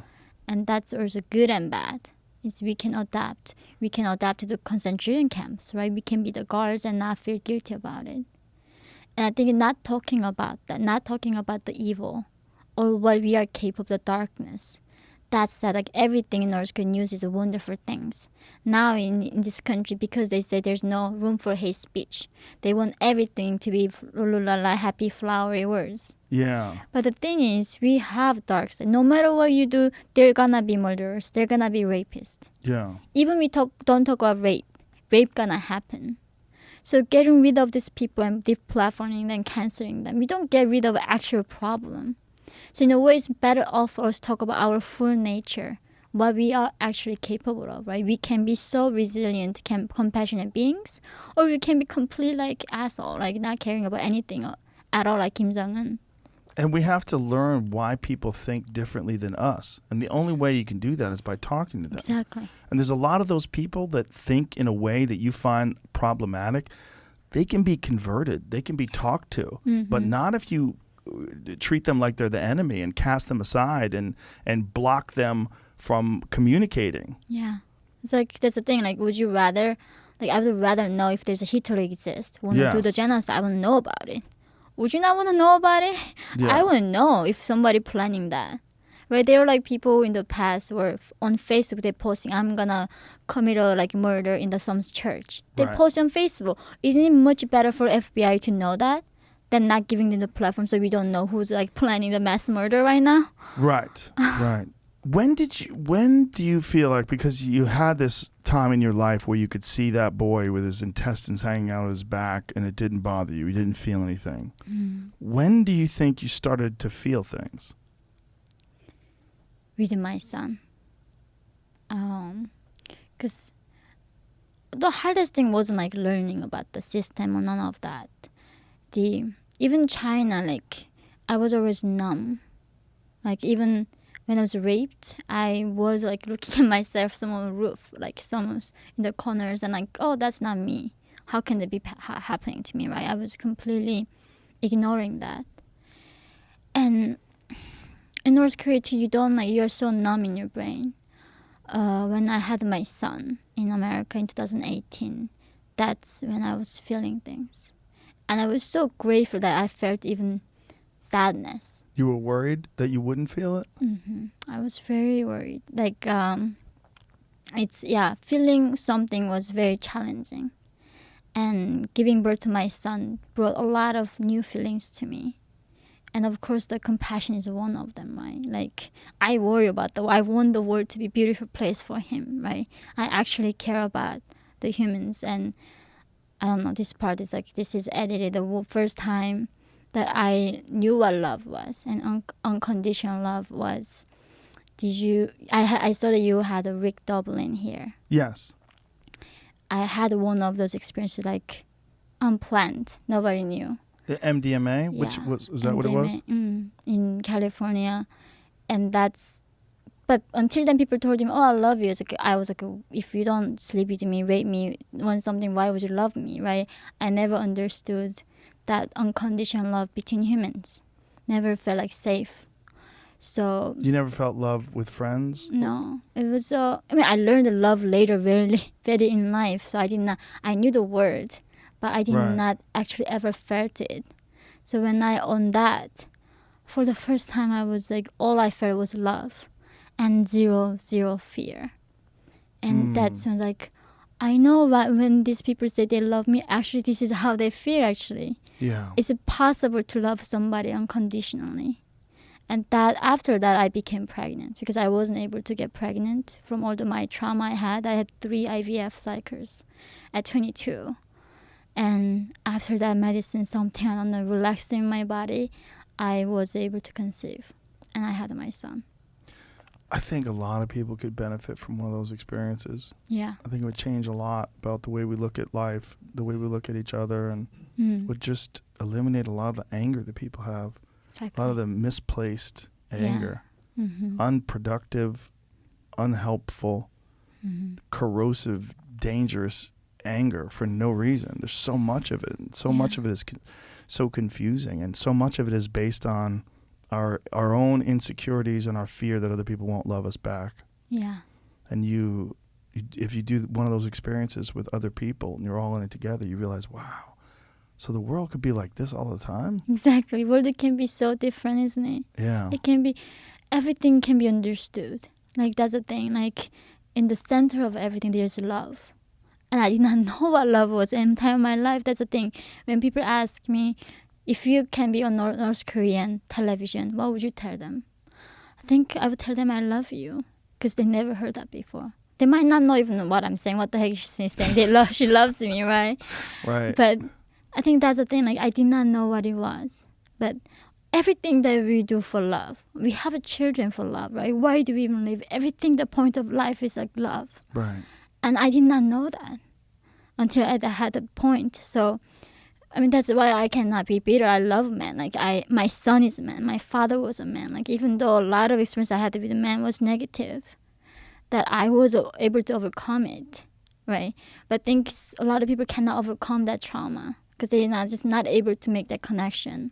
It's one of the terrifying lessons of being a human being, is that there can be wonderful, loving experiences at the same time where horrific things are happening somewhere else. Yeah. And you know better than anybody alive because of the country where you were born. I mean, that's happening right now, that there's a place where there is no love and everyone's afraid. Yeah. And there's just this horrific regime that's running this country and keeping people starving. Yeah. And it's happening at the same time as iPhones and the internet and electric cars and all the wonderful things that we're experiencing here in America. It's the worst example of human life, and it exists simultaneously. I know, it's a thing. I thought if I can show them, tell them what's happening, I thought something gonna change, right? But of course not. It's not. And there's a reason why these problems keep existing. But the thing is, I saw that one of the interview we did with Elon Musk, right? Yeah. I have to be hopeful because what's the alternative? Yes. What is the alternative to being hopeful? Nothing else. That's the thing. That's why even though I don't know people are gonna now listen to me and help me to raise awareness and condemn Chinese regime to stop sponsor Kim Jong, I don't know that's gonna happen, but I gotta be hopeful. That's the only thing we have as a humanity. We gotta be hopeful, and we can do so much when we keep that hope alive. It's just terrifying that it's ignored by the powers that be, and not just this country, but many countries, that they're not all just standing up and saying that this is an atrocity that's happening inside of our lifetime. We're doing nothing about it. Mm-hmm. It's a thing, like, I have no problem when people going, like, at the Canada Goose store, putting the, like, blood on them, like, in New York, Soho, right? I remember when I was in South Korea, there's this, like, on TV, there's a national concert with the celebrities and singing and crying. I thought, like, okay, big disaster happened, right? Why would these people all emotional and crying? And it was a fundraising for the dogs and puppies and animals. People eating animals? No, it was just like their environment, how shelter, like, environment is hard for these animals, how it's not clean, how they don't, you know. Animal shelters, right. So they were crying, and I was initially shocked. Like, what do you mean animals have rights? Right? Like, as a human being, I did not know I had the rights as a human. Right. And what the F, really? Like, animals, puppies have rights here? And then, on top of that, I go meet so many people, the philanthropists, and they are willing to give millions of dollars to save animals and dolphins and little ducks that don't die from Canada Goose. But they do not want to rescue these girls who are raped every single day. Yeah. And somehow, I think it's anti-human sentiment. I don't know even what that is. Like, the fact that we care about animals' rights is a beautiful thing, isn't it? Yeah. We care that something cannot speak for themselves. They are vulnerable. And there are people, a lot of people cannot speak for themselves right now. That, as you said, being free is exception. This is a very unusual thing, even till this age. Like 4 billion people living under some authoritarian dictatorship countries. So what we got is really unique. And people somehow refuse to speak for another human being. They would rather speak for a little puppy. And it's very the hypocrisy that doesn't make sense. Like, if someone's suffering that bothers you, why the human suffering doesn't bother you? I think it's so big and so insurmountable that they don't feel like they can do anything about it, and so they're scared. And so they don't speak about it, because to actually do something would require an enormous effort.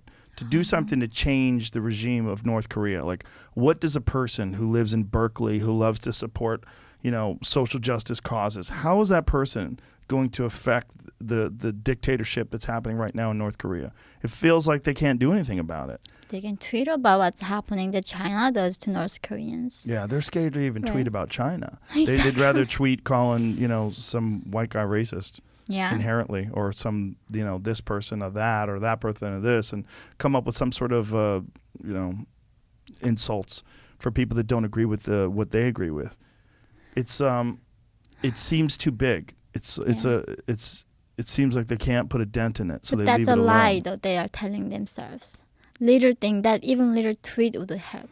I think a lot of people don't even know about it. Exactly, that's the thing. Like, the mainstream doesn't give a platform to the people who want to challenge the CCP. Right. So these girls who were captured by Taliban, ISIS, few 100,000 people who were oppressed gets Nobel Peace Prize, right? Yeah. There are like 25 million people oppressed. When did you hear anybody world recognizes from North Korea or anything for this cause? What did you think when Trump met with Kim Jong-un? With Trump, right? That's the thing. It seems like Trump got everything do wrong or everything gotta be right? I mean, nobody's perfect. I do think Trump was really right on calling out China. Right. He was the first president to actually talk about to Xi Jinping that you gotta fix North Korea because you enabled it. Mm-hmm. That was the first president ever mentioned China with North Korea. That was great.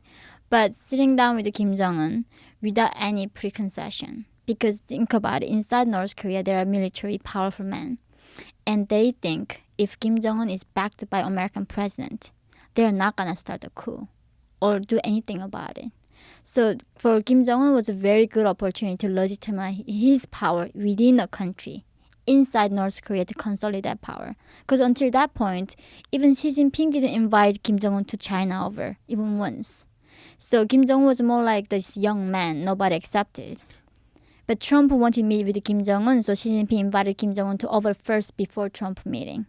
So that's how he went to China for the first time and meeting Xi Jinping. Because he knew that Trump was going to meet him. So, I mean, of course, China won't have influence beforehand. So that's why, course. right before the meeting, he went to China first. And until that point, China didn't even invite Kim Jong-un. It was too lower for them. Really? They would not even recognize. Yeah, it was their like a little brother, a puppet state. So they would not treat like Kim Jong-un like a leader.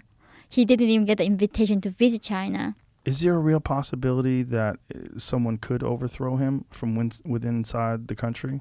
It's impossible because China is behind it. China is fully behind it. China lend this land for 200 years, 50 years on this like mine towns, mining, blah, blah. Everything is lent to China. So North Korea is not Chinese. And the labor is free for the Chinese to use. So everything is now Chinese in North Korea. It's China, basically. Nothing is North Korea's anymore. Wow. I mean, these mines, everything is like land like 200 years. That's the least they have. I mean, how many generations that change in 200 years time? Right. So it's China's. North Korea is China. There is really no distinction at this point. And China is very clever in the way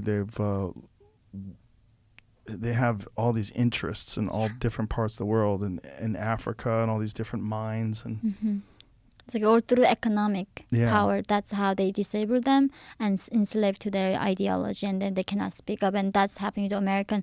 Even Ivy League schools get funding from China. So all this research is like papers. They don't do things that challenge their narrative, right? And the media, Hollywood, right? They need the money from China, so they are not gonna do anything about it. So that's how slowly they infiltrate every sector that we have right now. Part of me is very upset that more people have not talked to you. Well, because I'm a liar. Because I'm a liar. I'm the propaganda puppet of the West. CIA trained me. That's what they say. Oh, yeah. So when I was starting giving interviews in the beginning, that like 15 and 13, the age difference that I did not know, right? Right. And then like the mountain that I climbed, they went to Google map somewhere and checked the altitude. So basically scientific altitude, I should not have said it was a mountain. It was a high hill. But as a child, like I don't know what altitude is, a hill or mountain. I still don't know the Right. difference. So I said the mountain that she's alive because what she climbed was a hill. So they try to get you on a technicality. Yeah, but With the altitude of the hill, and then also on a technicality with the age, which you Yeah. explained. So she's like trying to change her name. But one thing I did hide was that I trafficked in China. Because in South Korea, still girls' virginity is everything. And I wasn't planning to come to America, right? I didn't even have a right to come here. I was South Right. Korean. I wanted to have a child. I wanted to have family. And if I say I was raped 2 years by a human trafficker, who's gonna in normal same family gonna take me? Right. So I had to lie that I said I was okay. My mom only raped and she covered me. And then when I was writing my book, I knew, of course, Penguin is not stupid. They took a legal team with the people with me and then got the live recording of people who crossed desert with me, who grew up with me, everybody. So they got the live recording in the legal team. So that's why after the book, there's not even one single accusation because they were going to sue afterwards. Like we have entire evidence. Right. So it was everything before the book. And also the thing is, a lot of Maoists, Leninists, they sympathize North Korean regime, right? So many people hate America. And I'm here saying America is the best country in human history. Of course, I now became the symbol of this bigotry. So, But I'm just shocked that more people in America are not talking to you. That more of these mainstream outlets don't want to hear your story. because of China piece, my story is very inconvenient. Because I'm a slave. Actually, I was a slave. And I was bought by Chinese and exploited by them. So how do they cover my story without including China piece? It's impossibility. I can't believe that that's keeping people like the Washington Post or the New York Of course Times. it is. I know, but it's hard to believe Yeah. that this isn't just a human story, a staggering human story, an amazing human story in terms of like the education that you've had, the experiences that you've had, the way you've changed and evolved, and having escaped from North Korea into China and then to South Korea and then eventually to America and experienced all these things from this very unique perspective. I mean, it's an incredible story. But no, because they expect me to become now victim, right? Because they expect me to hate all the men and the system, and not.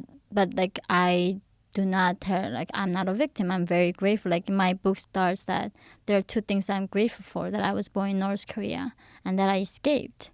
So it's like I don't fit the narrative they are trying to portray in any way. Wow, that's very disappointing to me that there is a narrative that they want you to portray, because your actual story is a very human story, and it's a contemporary story that's very important when you look at the way the world is being run. Certain parts of it, like North Korea or like China, this is from a person like yourself. No one else is going to be able to tell that story. Your story it's impossible for anyone that hasn't experienced it to tell. It has to be you. Yeah, but then that's why I'm grateful despite all that, North Korea did everything they could to character assassinate me. Because that's what they have, the biggest hackers, and they have the armies of hackings and go harass people and hack the Sony studio. Remember when they were made a movie? So they exactly the same thing. They were reaching out to Penguin, my editors, like we're gonna blow Penguin if you write this book. And there was so much harassment. And internally, we were so scared, like Penguin people, like we don't want to lose our job, we don't want to blow up. So they don't even talk about in the public that you get attacked from North Korean regime. Like North Korean's diplomat in London was reaching out to my editor to sit down and meet them in person. Wow. To stop the book. So, and of course, like everything is written on media, that's all believable, right? Everything's written, then people just believe whatever it was. Yeah. So that's what North Korea is so good at, like creating this narrative and character assassin people. And eventually it doesn't work, they're going to kill you directly. And that's what they did. Initially they were like threatening me and stop talking about it, and then I still did.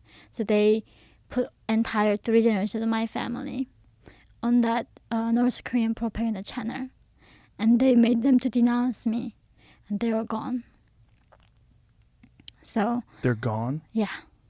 Because I still have agents in North Korea, and they all disappeared. So they were all killed? Yeah, concentration camp means death. So even including my neighbors. I think that was so unbelievable. Is that, what's the crime of being a neighbor? They were not even that close to me. But these neighbors, the fact that they knew me, that was their crime. And this video is on YouTube. And they went after everyone you knew. Yeah, everybody I knew. In my entire town and entire my father's side and mother's side, entire generation, and my cousin that I raised. And yeah, that's the thing. Like I knew this is an evil regime, but I somehow thought, like, how can they be threatened by 13 years old? I'm not even sharing how North Korea develops their missile program, right? All I'm saying is what the UN says. Like, there is a public execution. You see from satellite photos, you see. And there's like 33,000 North Korean defectors made to South Korea. They talk about starvation. And then that we get captured in China and being sold, and there's documentaries about it. So I'm not even sharing the first class information. I just didn't think they were going to be threatened. I just really didn't think that I was gonna be threatening to them at all. And they don't like allow any dissent. What do you think is gonna happen with that country? Like China, they can last a lot longer. They might last longer than us. They might beat us. Because that's the thing, like, it's, as you said, people become softened. And they do not know how to be resilient, right? And also, as you said, people here been surrounding such a goodness of the world. They don't recognize, they don't even know how evil can be a man be like, right? A regime can be like. They don't know how cruel these regimes are. They don't even recognize the darkness they see. So I think because our inability to recognize this crime and darkness, I think they might outlast us. So that is my biggest fear. And So you have a genuine concern that this country could collapse. yeah. I mean, every civilization collapsed. Persians, I mean, how many civilizations before us came? Right. The They Greeks, were- the Romans. Yeah. Exactly. So there shouldn't be any exception to Western civilization. If we do not appreciate and regard this civilization, that alignment that we got, Especially if you pay attention to what's going on right now. of course. And especially the way it's emanating from the universities, which is what's teaching and putting ideas in the minds of young people who will then go on to run things. This foundation is corrupt. The only way that is to us to change is getting rid of the Western civilization, getting rid of American Constitution. Great. It's not. I'm saying like every class you set at Columbia, that's how they end the class, right? Every problem going back to root, getting rid of white men. They are the problem. They are the source of every single problem that we have. They mess up Africa. They mess up Asia. They mess up every single thing. And like one class I remember at the end of senior year, taking the music class, right? It should be the least political. Western music is one of the core curriculum. And the professor asking, who has a problem studying Western music? And of course, everybody raised their hands. Because of these bigots like Mozart and Beethoven, they silence all the minority groups. We have to listen to these bigots right now.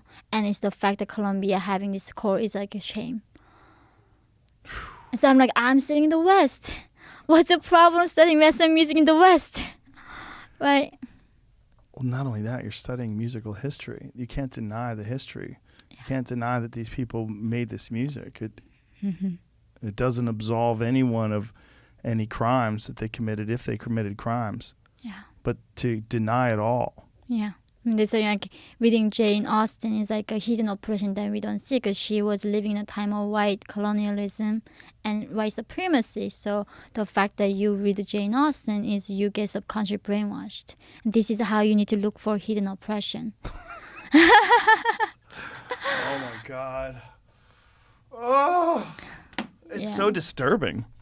It's so real, though. I mean, that's really what's happening right now, and people are paying hundreds of thousands of dollars to have their children indoctrinated into these ideas. Yeah. Well, I don't know where we're gonna end up in 10 years. I don't know either. But I really enjoyed talking to you. Thank you very much. You're a very, very brave person, and I think that your message is, it's very important, and it's also, there's no one else who can tell it. It has to be someone like you who's gone through what you've gone through, and I think it's huge for the world to hear. It's incredibly significant, and I hope more people want to talk to you. No, I think I'm so grateful is that in the desert, when I was crossing the desert, my father died a few months from a cancer he had in the concentration camp, and he died, and I had nobody to call. Right, he died in the morning, 7 a.m. waiting till night so I can bury him in the middle of a mountain. And I couldn't even cry because if you cry, neighbors gonna hear. So I'm numb, sitting next to dead body, and I was thinking, wow, being a human means nothing.